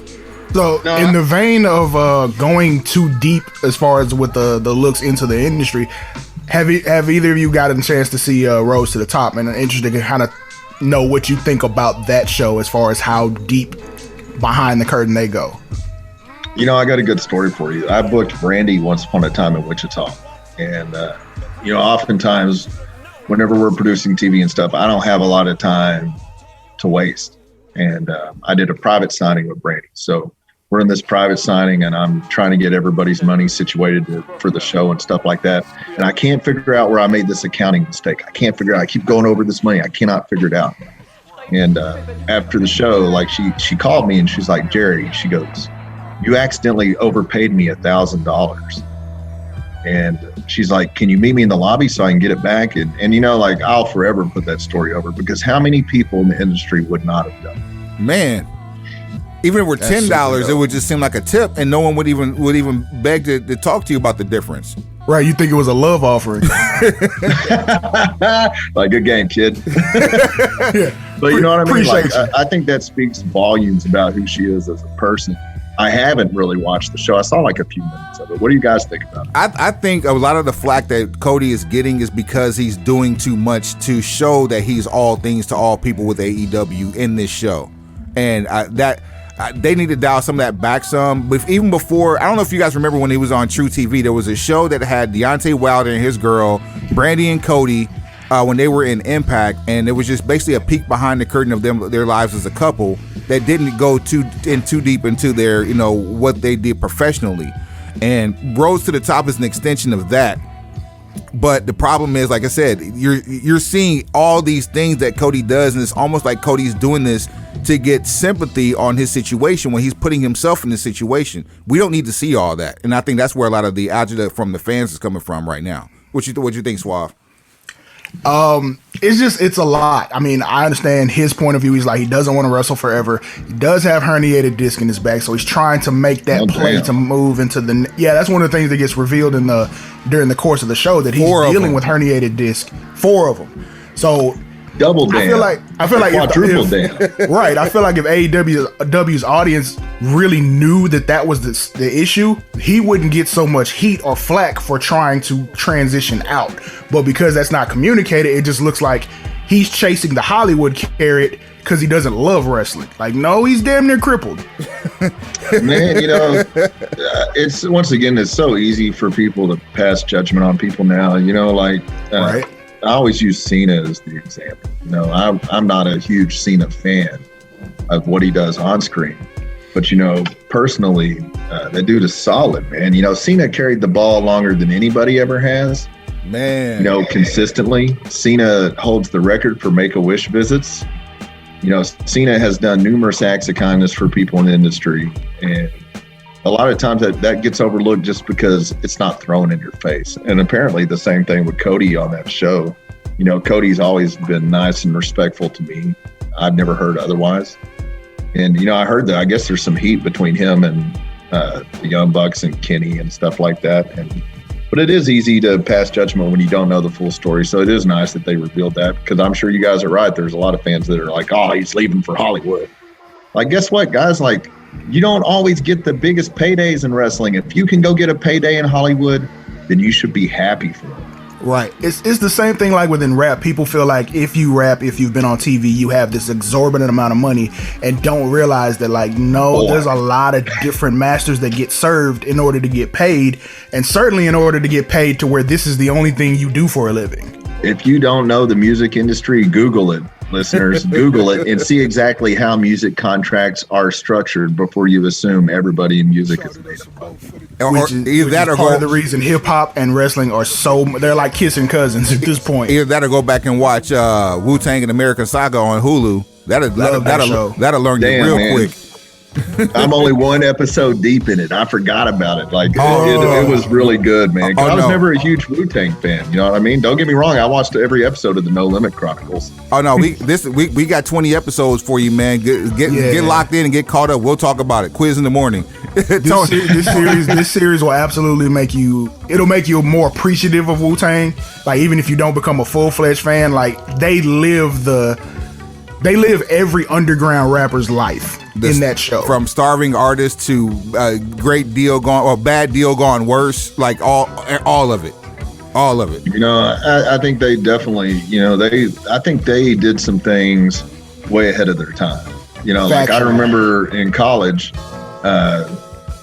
which was a few years ago, listeners, just a like my I remember they had like a PlayStation fighting game where and I'm like, what is this shit? They sure the hell did. Yeah, they did. I forgot all about that. Looking back on that, I mean, how many people really made that jump into that, that genre of business back then? They were ahead of the game. Yep. And you don't have to like all of Wu-Tang's music to respect their craft. It was like I watched this documentary on Kiss too. I was never a big Kiss fan, and after watching that documentary, I was like, damn, like they did it. You know what I mean? Like, so I love watching informational stuff like that. So I definitely do need to catch up on it. And for those of you who are vidiots, the game is called Shaolin Style. Ah, that's what it was. Yes. I forgot all about the precursor. It's like the precursor to Def Jam's Fight for NY. No. So the precursor for Fight for New York was Vendetta. Yeah, there was the Vendetta game. Yeah, Vendetta was first. Then it was Fight for New York. And then make sure to shout out to Shaq Fu for Sega Genesis. Shaq Fu. I was thinking about Shaq Fu whenever I brought up the video game thing. I was thinking about Shaq Fu. Yes, a lot of hours logged on Shaq Fu. So man, I remember Shaq was so larger than life whenever he came into the league. Like I loved Shaq. My family, like we were never poor by any means, but I didn't just get things. I always got things usually after people. Like I didn't get a Nintendo until like almost every other kid on the block had a Nintendo, which I'm glad. I'm not complaining. But I remember when Shaq came out with the pumps, man. Like I was one of the first people in school with them shoes, and I was fucking proud of it. Yeah, I want a pair of those now, and the old alternate Orlando Magic jersey, not the black with the pinstripes and not the white, but the alternate blue. It's like not quite light blue, but yeah, I need that one. Truth be told, I need a pair of black tops, man. Give me a pair of black top pumps, the D Brown edition. I'll be cool with those. I think that we definitely grew up in the best of almost everything. This is true. Totally agree. I mean, like, we had Michael Jordan, we had Shaq, we had, Michael Jackson. I mean, just so many generational people, man. We had Michael Jackson and Prince in their prime. We saw Mike Tyson lose. We had all the mics at one time. We had all of the mics. Jordan. What's crazy is I heard this story one time and I just laughed so hard. Every time I think about it, I laugh. Somebody asked Michael Jackson, like, why do you get up at all hours of the night to write music? And he's like, well, I get up whenever God gives me these ideas, because if I don't, then he's going to give them to Prince. I always thought that hilarious. Was real funny. Tony fell off. I didn't even realize he had fell off, but he's back on here now, so thank goodness for that. I mean, he missed part of the music talk. The DJ wasn't the real DJ, wasn't present for part of the music talk. Hey, my internet went out, and I hate to say it, but where I'm at in Oklahoma, we just now graduated from 2 cans with a string tied between them. I mean, those are the setbacks of being a landowner, Snowman. I know, right? Baby steps. First world problems on right that. here. Congrats on that, by the way. That was cool seeing them pictures and seeing you get out and get your own shit. That boy said he got a barn. I got him. Well, it's a barn. Well, for me, it's a grow house, but it's a barn. Tomato. We're gonna do the bonfire brawl pay-per-view at Tony's Land. Dude, I got the room. Let's do it. There we go. I got the speakers and the turntables. Let's make it happen. Let's get it. Bronson Reed is popping up on people's radars. Where does he land? I think he's more Impact. Impact. New Japan says they want him. Well, you can probably do both. I'm certain you can do both. We can definitely make that happen. You can get that built into the contract language. I want to do both. Man, I had to look this up because I couldn't remember what it was called. Shout out to the Wu-Tang Clan. One of my favorite Wu-Tang song was on Wu-Tang Forever. It's called Reunited. If you guys haven't heard that track, check that out. They had some guy, there's an episode, I believe it's episode 1 or 2 this season, where they had a guy on a ferry with the violin playing the sample for Reunited live, like throughout the show. It is amazing. That is such a dope song. I love that. Now I'm really gonna have to watch it because me and my friends, we would just sit around and we would jam that song all the time. It was funny because I remember one time, like we called the Psychic Network, right? And that's back whenever they just charge you out the ass for that shit. So I mean, we weren't even adults yet, so we're like at my house. My mom's gone wherever, and we called the Psychic Network and. I never really thought about the repercussions of when it showed up on the phone bill. But, like it took this lady like 30 minutes to get over the fact that a white dude, a Native American, and a black dude could be best friends in Oklahoma. Like she was floored by it. And I was like, really but not you're that a big a psychic. deal. You should have known this already. I mean, yeah, like what's up? But our music influence was so deep. We would listen to so many different things, and I don't know if you guys remember the old Hastings superstores, but don't you own one of those? Me and my wife own our own version of it. It's kind of a spinoff of the own store now, but I worked at the original store for 12 years. My last stack of vinyl came at the closing of the original. So yeah, I trust me, I know. But it's like, man, you work in that environment, you work around music, or you're even in the music industry. Like you listen to so many things you probably wouldn't normally listen to. And, like my music taste is all over the place. And I would just listen to whatever I could get my hands on. Man. Me too, man. Everything but country. I mean, I fuck with George Strait, but man, it's got to be situational, man. It's got to be situational. Yeah, the only time I ever forcefully listened to country was when I drove trucks for about 9 months, about 7 years ago. So outside of that, nah, you missed me. That's probably good truck driving music. My thing is like, man, it's usually so sad. Like, damn, somebody's dog died, or you ran out of beer, or it's rap for those who don't have. It's rap for the rhythmless, is what it is. I fuck with country rap all day, like Jelly Roll and Struggle Jennings and Demon Jones and those guys, Big Sco. Like, yeah, dude. What do you guys think in the difference now? Like I'm going to take over like I'm the host for a minute. What do you guys think of hip hop now and then? Like, which one do you think is better and why? I'm going to tell you, I like it now more because the division comes only for those who are technologically challenged. The only thing we wanted back in the day was to hear what everybody else was hearing. Now we have the option to do so. And if you don't like a certain style, fine, go down the internet and find the one that you like and get it to the point to where you want to throw up listening to it. You don't have anything to complain for. I don't like the people. I'm at the age where people are saying like hip hop is back. Hip hop never left anywhere. In fact, it's more prevalent than it ever has been. It's more readily available. Yeah. And I'm sure, Tony, you can vouch for this being a DJ too. I mean, being a real one. But it's like, most of the stuff I do, it's probably 80% hip hop requests, 80% in Oklahoma.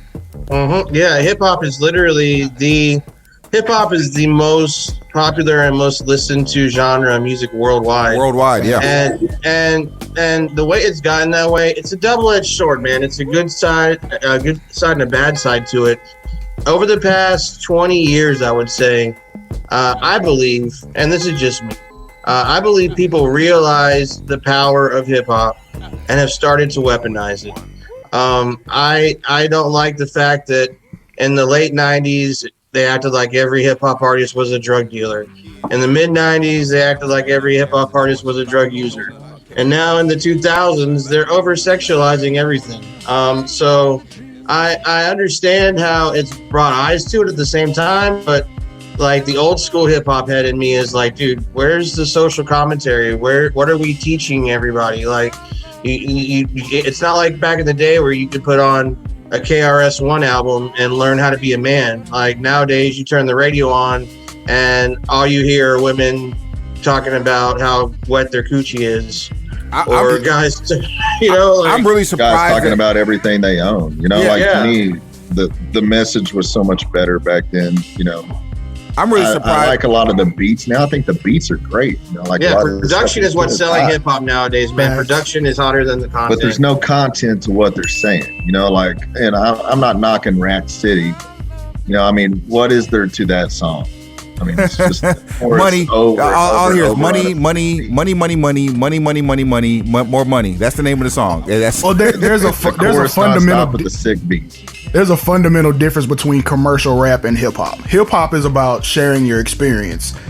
Commercial rap is about selling your product. I agree, and I see you, Suave, as a hip hop artist. I was talking to Wood the other day, and I was like, dude, I've been a fan of Suave for a while. He's a hip hop artist. He's not a rapper. There is a difference between being a musician and being a rapper. Much appreciated. So the way I see it, I'm like, I want the accessibility tools that artists have now, but with that golden era 90s presentation. That's on point. That's straight up on point. And, like it is amazing now. We've already touched on it, but it's amazing all the different ways to get your music out. Back then you needed that label. If you didn't have that label, it was not happening. Oh man, we firsthand, last year. This is the first year we haven't done it since we've done the podcast. But Swavetoberfest usually gets post-produced here in my office, and then gets uploaded, and within hours is readily available for the world to consume. We're still doing it. We're just pushing the date a little bit. But normally, if this were like Swavetober right now, we would be cooking to the point that where at nightfall, files are being uploaded, emails are being sent back, and deals have been conducted, and by morning you get it as a consumer. Right. We couldn't do that 25 years ago. How can you not love that? No way. We're in an era that whatever you do in a day can be consumed by the consumer literally as you're doing it or as soon as you finish it. This is a funny story. Oh, go ahead and finish. I wanted to do a tiny desk with a project that Suave and I are working on, and just do it live, and then take that live recording and then release that live recording as the actual album. Still going to. Oh, that's dope. And we, again, something that couldn't happen 25 years ago. A lot of people don't know this, but I rap too. So I had some bullshit songs. They're not good, but wait, hold on, because boss, you've been known to DJ. You're a wrestling promoter. You own a Hastings with the. Dude, this guy DJ'd. Rest in peace to Road Warrior Animal. This guy DJ'd Road Warrior Animal's daughter's met, and he's like, I'm somewhat of a DJ. Come on, dude. Wait, and give yourself some credit, bro. What he doesn't realize that there are literally 4 DJs on this show right now. 4 legit. That's wild, ain't it? Yeah, 4 legit. Yeah. How often does that happen? You have 4 DJs talking at once. But you also, so you rap, or you used to rap? Man, I haven't rapped in a while. I made a song like a few years ago. It was funny because some of my homeboys rap. So the dude calls it like, hey man, like you want to come out and get in the studio? And I'm like, oh shit, studio? Yeah, that's what's up. Why not? Because most of my shit was always just me just jacking around for whatever reason. I've been rapping since I was probably 14. So, a couple of years. Tell me the studio was in a garage and the booth was it's even better. So I go all the way out to the country, right? And I go knock on the door. Well, dude's mom answers the door, and I'm like, oh shit, okay, so he lives with his mom. Okay, whatever. Because he didn't tell me that either. So I'm like, hey, is so and so here? And she's like, yeah, he's back in his room. I'm like, okay. So I go back in his room, and this is probably 5 years ago, maybe. So I go back in his room, and he's a grown ass man. And I go back in there, and I was like, oh, hey, what's up? Like, where's the studio at? And I shit you not, like he steps in his closet, parts his clothes, and there's the speaker and the sound foam. I was like, whoa. That's the way it should be. Yep. Then so he like gives me a notepad. I'm like, what are we doing with this? And he's like, we got to write your verse down. I'm like, oh, okay, this is serious. So, like we're in the middle of like listening to the beat, writing our verse down. And then this OG shows up, and he's got like a bottle of Seagram's. like hot shit. Like, it's hot in a paper bag. And I'm like, Oh no. That shit would dissolve your larynx.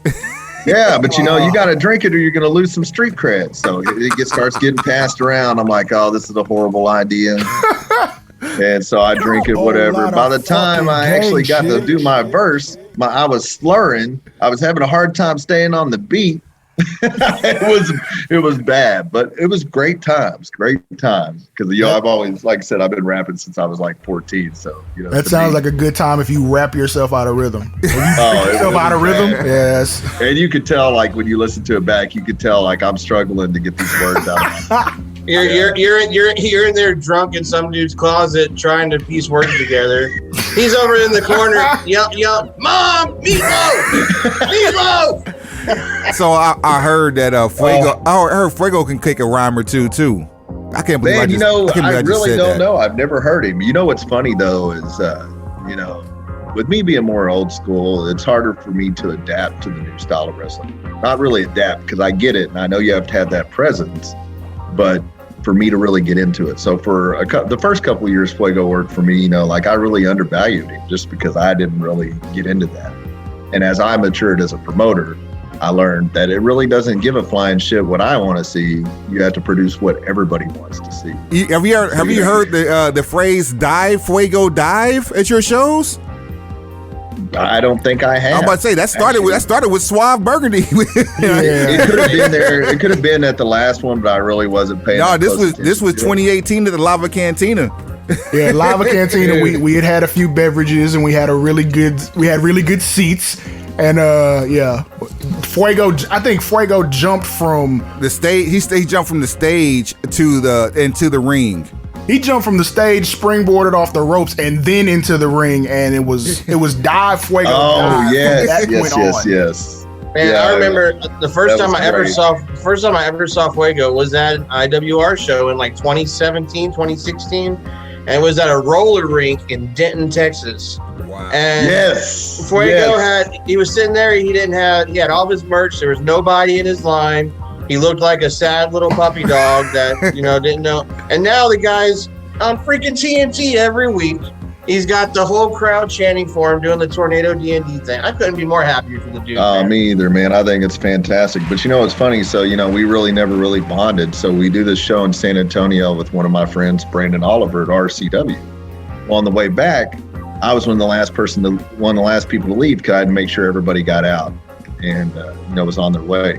Well, then I get this call that Fuego's car broke down. So I'm like, hey, no problem. I'll swoop the homie up, no problem. So on the way back, the radio's playing whatever, random stuff comes on.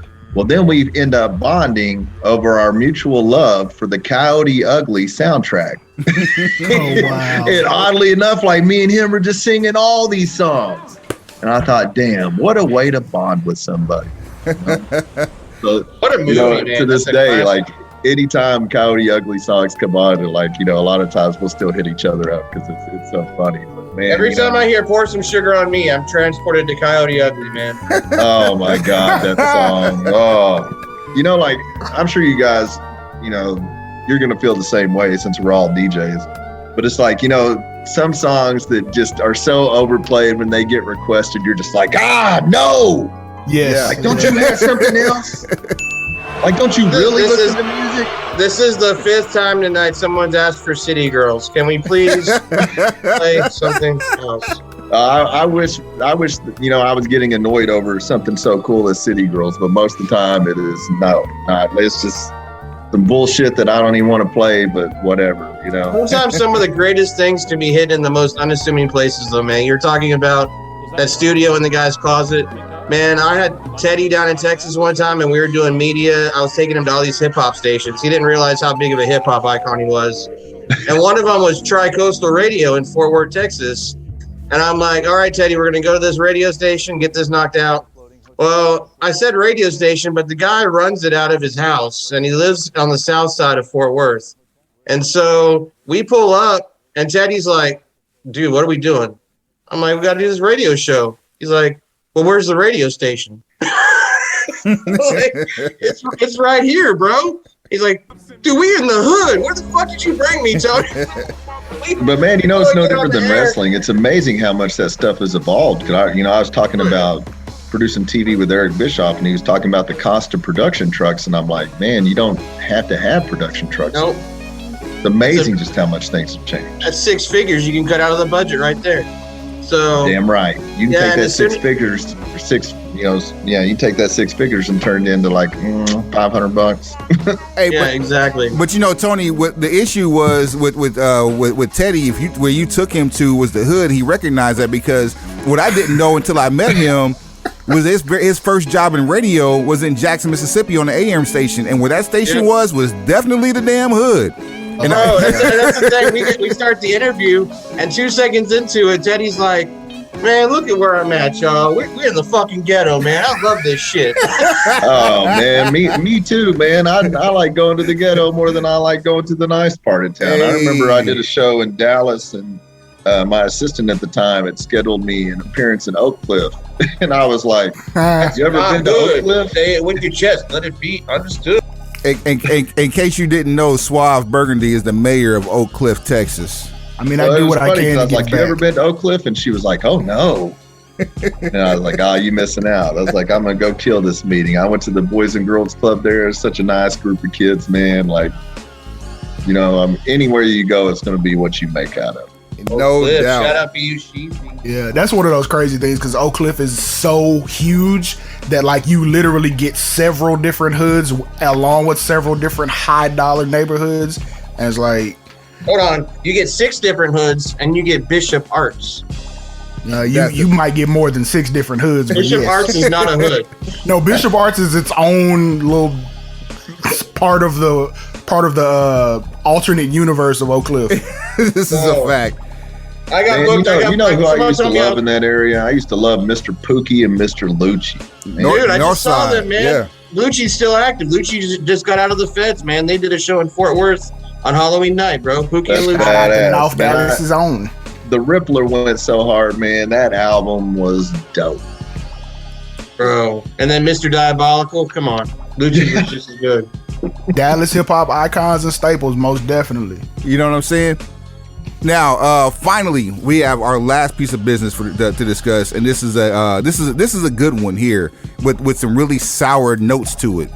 John Moxley announced that he's checked himself into rehab for alcoholism, which is very commendable, because I thought all his drinking on TV and shit was just part of a gimmick. Didn't realize that he actually considered himself as having a problem, but recognizing that is very, very key. But a couple of things come out of this, though. This blows a monkey wrench in the world title eliminator tournament for AEW, and of course, Twitter fingers got the capping. Like Suave, elaborate on the Twitter shit, because like this is what really irks me about this whole situation. Well, as we know from Dave Chappelle, Twitter's not a real place, but people do get on Twitter and they do a lot of shit that's completely unnecessary, and the whole WWE versus AEW fans divide, it seems to interject itself into every story that happens anywhere.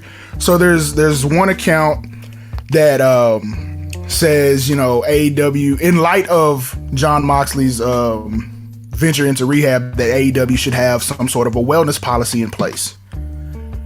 To which someone else retweeted it and said, if you feel like this, you should delete and block me. I guess, like, anytime you suggest that AEW should do something in the same vein of WWE, it's frowned upon, like, hey, we don't need to do that because we're different. And it's like, well, actually, if you're treating your talent more like employees than independent contractors, it might be a good idea for you to have that in place. Man. I think the main thing with that tweet, and I'm pretty sure I'm familiar with the one you're talking about. Right. The guy referred to him as Dean Ambrose. He's like, yeah, so Dean Ambrose should go into rehab, shows you that AEW should have a wellness policy like WWE. Bingo. And this guy is obviously one of those marks that goes on there all the time and trashing AEW and talking about how they need to be like WWE. So that guy can suck my left nut. Just saying. Man, it goes both ways. Like, to everybody that is like so hardcore condemning one company or the other, like, man, get out of here with that shit. The main thing, the most commendable part of it all is that he's going to get help. That's one thing that, in the world where things have gotten so murky and there's so much awful shit going on, one of the things that's great is the platform that has been given for people to speak out about mental health and, being able to openly admit they have an alcohol problem and going and getting help. And people don't look down on that stuff anymore. You remember, or you guys remember probably 15 years ago, like, man, if you came out like, oh man, I got a drinking problem. Oh, he's an alcoholic. Like, oh man, look down on him. You know what I mean? Like, and it shouldn't be that way. So I'm glad things have changed in that sense. For the longest time, CM Punk was one of the most vocal anti-alcohol guys in the world on TV. And he was in the ring last night starting a chant for Moxley for going and getting help. He got the whole venue. He spent half of his promo time talking about Moxley and how he's not good friends with him. They've had disagreements, but he's happy that the guy asked for help, because asking for help can be the hardest thing you do in life, especially when you're a superhero like him. Yeah, not asking for help is what leads to people, having funerals. Rest in peace to Michael K. Williams. I mean, we know about his struggles with addiction, but the fact that he allegedly OD'd on fentanyl after, having a storied history with heroin, that happened because help wasn't asked for.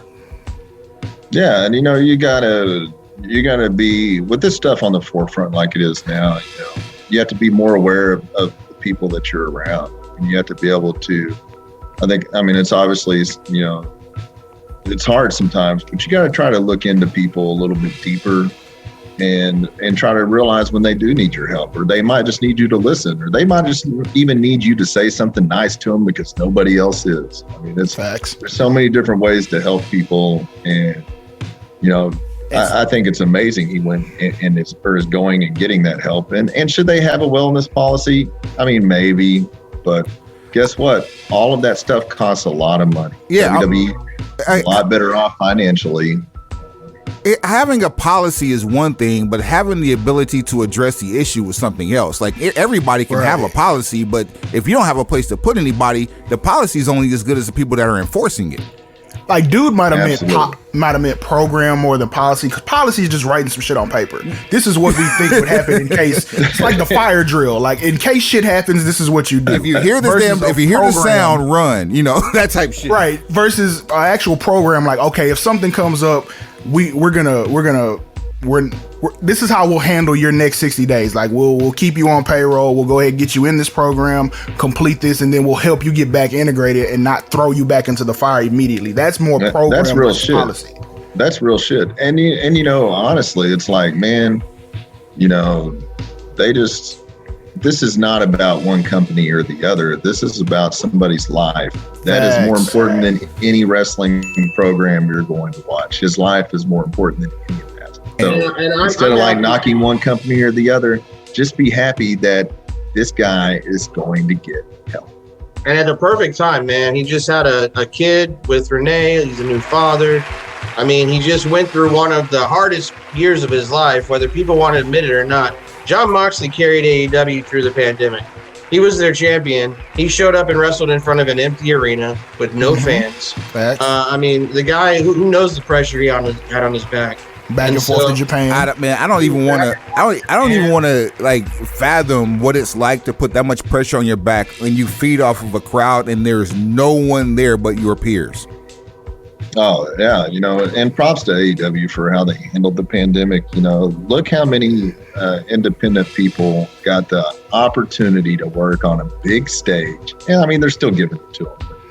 During the pandemic, it was every week so many people getting these opportunities. What a blessing for everybody in the industry. Hell, that's how Fuego is the ultimate example. Fuego, the master. What's funny was somebody was like, they were like, man, it's cool he got signed, but he should have won more matches. And I was like, you just don't. You don't know what he missed the point. Listen, Fuego was working this is for those who don't know, working in Oklahoma anywhere from Thursday or Friday through Monday, traveling Monday night to Tuesday to get to Jacksonville, to be in Jacksonville by Tuesday night and or Wednesday morning. And in the midst of doing that and rinsing and repeating for weeks on end, caught COVID on the front end and still navigated through and got signed. He's a story. And dude's married and has a family, and he's maintaining a family. Now that I didn't know, and he lost his grandfather during the pandemic too. And so all of these things, like I didn't know that he had a family. That's crazy because my wife would have. My wife wouldn't have had nothing to do with me after that type of shit. But that's amazing. His drive to get where he got was relentless. And, there was a lot of people like me, naysayers along the way that didn't understand at first his talent. There was a lot of people that, he stuck with me until I did see it. And he's still with me today, and I appreciate him for that. It was very cool us doing that show at the Cotillion a couple of weeks ago because, that was my first show back. So obviously the first show he's worked with me since he's been signed. And, it was so cool seeing his merchandise line be like 4 times as long as it used to be. And seeing him share that moment in the ring with Matt. And, and afterwards, we just gave each other a big hug. And he was just like, thank you. I was like, thank you. Yeah. He's all, look at my baby genuine, boy all grown up and wrestling Matt Hardy. Look at him.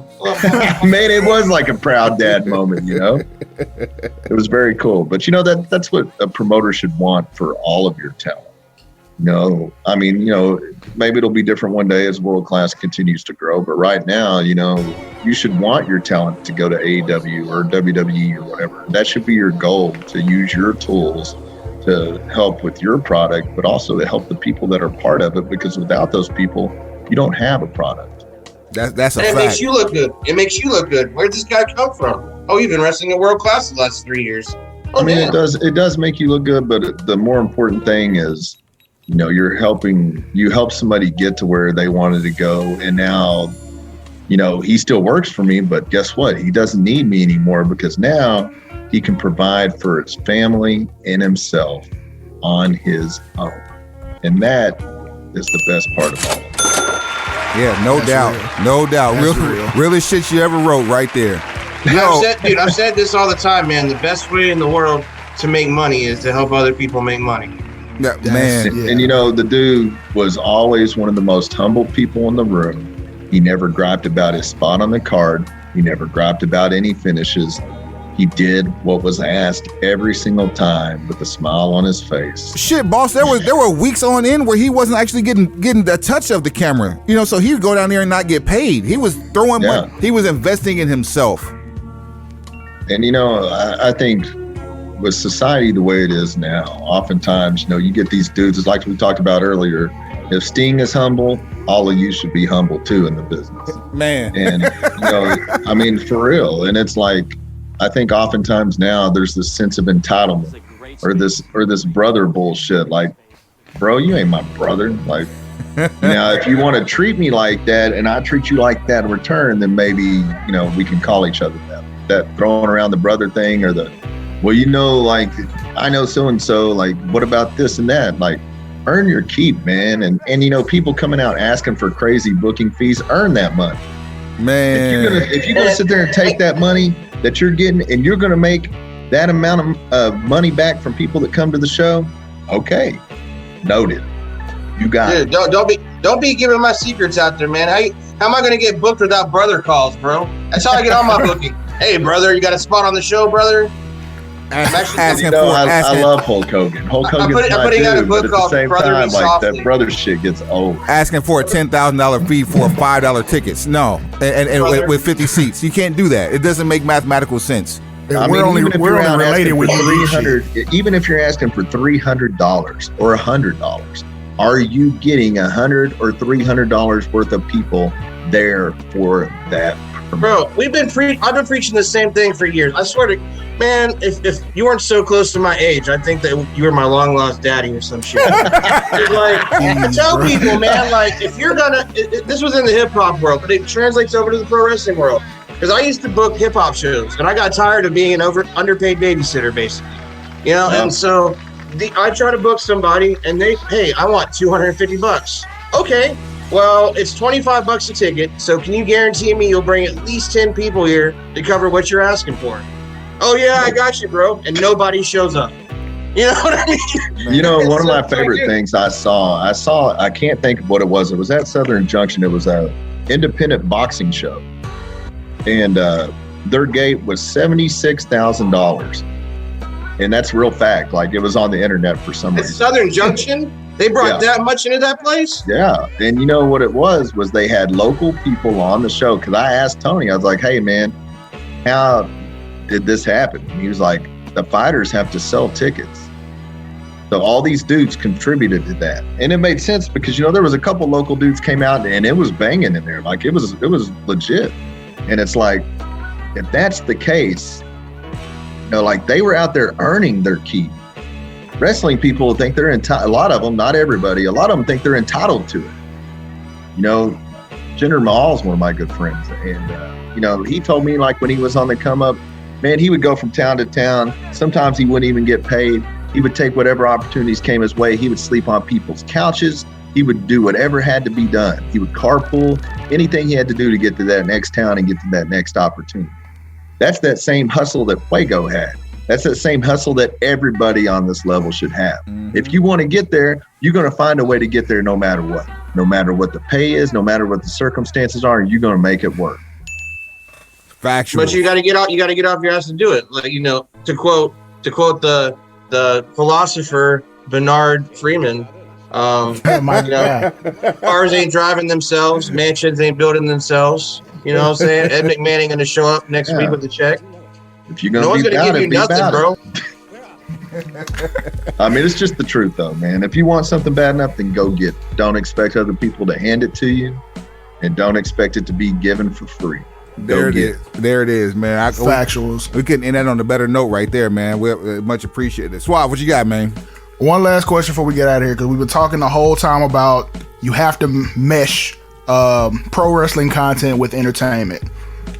The new style that Ring of Honor, the style that Ring of Honor pretty much fathered and founded, the mix of pro wrestling and MMA, that's one thing. What is the lane of entertainment that some promotion has to present to be that new wave? Like not necessarily AEW or WWE, just any promotion at all. What lane of entertainment isn't being, I guess, exploited, for lack of a better term? I think it's tough, man. I think it's really tough to figure out how to make, with so many products out there today, how do you make yours stand out? I think that's a constantly evolving question. I think your answer today might be a different answer tomorrow because of the way things change. But I think you have to have, you actually have to have a plan. You have to know where you're going, how you're going to get there. And you can't be a cookie cutter product of what's out there. I think in a lot of ways, I think SWE had something good, because it was different. It was more of a throwback promotion. And, unfortunately, some things happened with them. I've been in that same situation. Sometimes you just grow too fast. But I think in some ways, they were on something with their product. And, I think you have to carve out your own niche in the market, but it has to be something that's sustainable. Ring of Honor did that. But guess what? It wasn't a niche so much anymore whenever WWE and now AEW took those philosophies too, because, they're bigger companies. So therefore, even though you might have been the originator, now you have these bigger companies that have taken what they do, meshed it in with what you did. Now they've created a better product. So I think Ring of Honor taking the break and retooling is very intelligent because I think they see that. And I think that we have to, like on our level, you still have to find where do you fit into the market.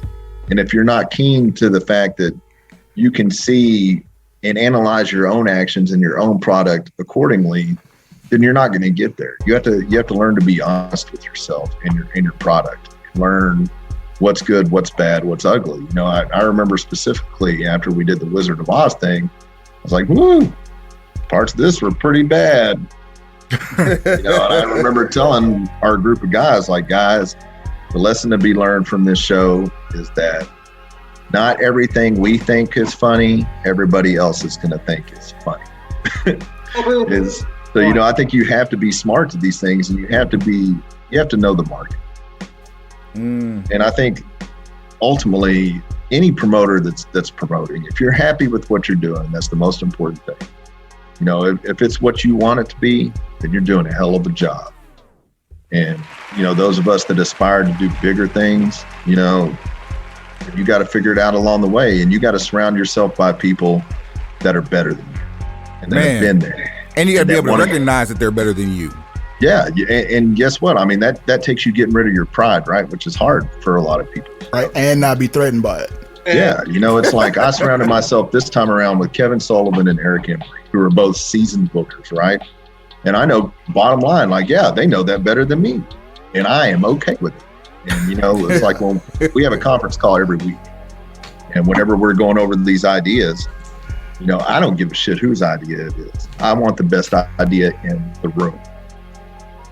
There it is. You got to surround yourself with people that are smarter than you. And you got to get to a point where you realize that if someone in your group isn't an asset, then they're a liability. They can only be one or two things. They're either an asset or they're a liability. They're helping you get where you're going to go, or they're holding you back. One of the two. There's there's an age-old adage that goes, if you feel or know that you're the smartest person in the room, it's time for you to change rooms. And if you don't change rooms, if you don't change rooms, you're going out of business. And on that note, man, Tony, you got to learn too. One last thing, you got to learn who is on your team. Ooh, the people that are on your team are going to be the ones that stand by you through thick and thin. They're going to be the ones that trust you and trust the process. If they are not on your team, they need to go.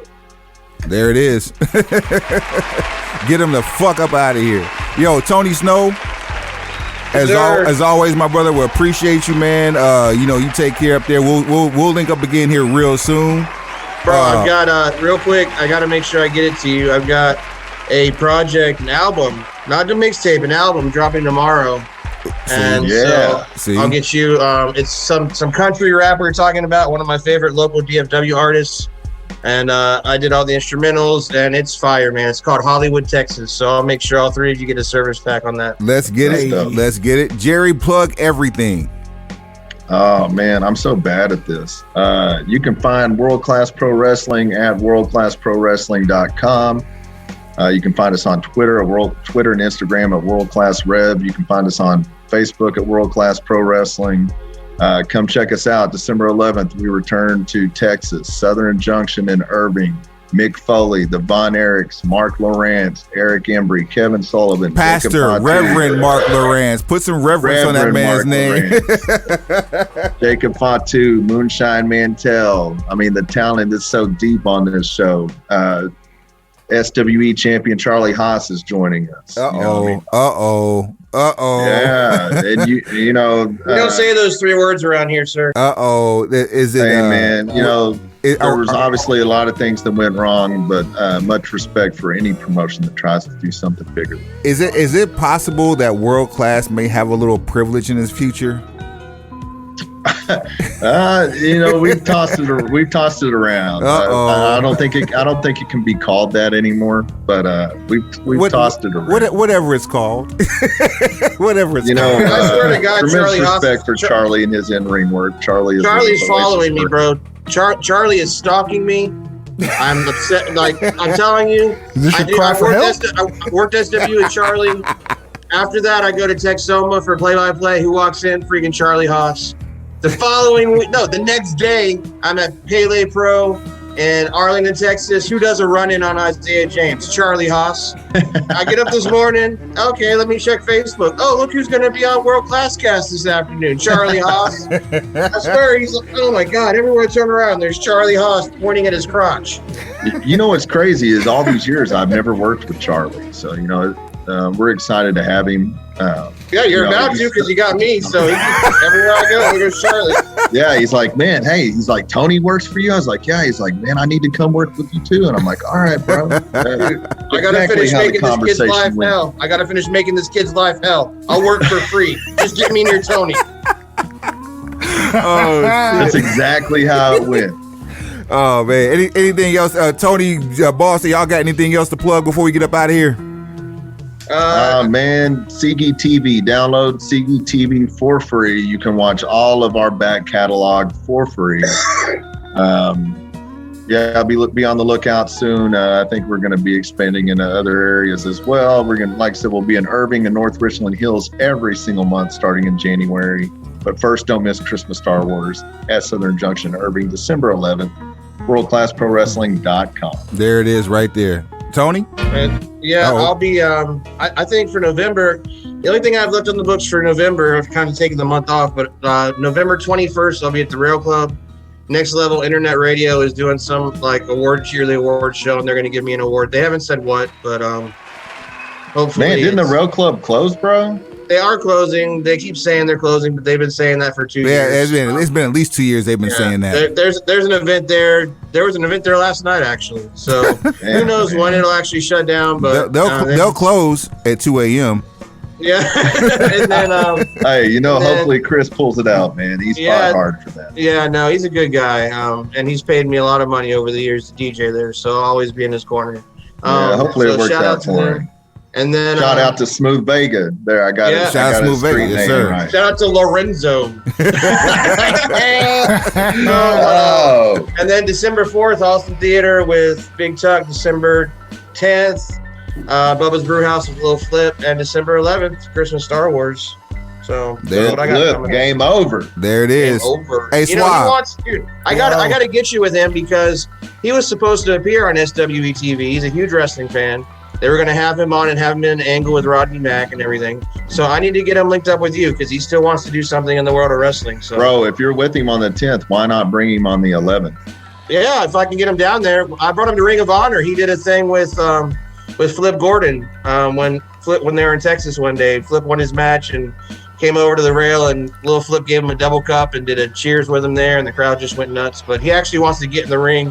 His exact words were, "I want to slap a motherfucker and clothesline a motherfucker." So, and look, we'll interview him before the 9th, and it'll be one big package deal. We'll get the promo out, and then bam, show, then Star Wars, and then we'll get a prediction. Then we actually get the action in the ring. He'll be hitting a motherfucker and clotheslining a motherfucker all at the same time. There it is. As long as he wraps himself to the ring, I'm cool with it. There you go. What was like Great White Hype when Method Man walked in. And he could have instead of "this is the way we ball," it could be like "this is the way we brawl." There we go. Really? That's money right there. Put a pin in it. You know what I'm saying? Wait. Right there. Counting it. This match is scheduled for one fall. There it is. Swab, do me a favor, bro. Yo. Take us to the house. Whoa. Pencil pushers. Heads up. Pencils down. Whole lot of fucking gang shit.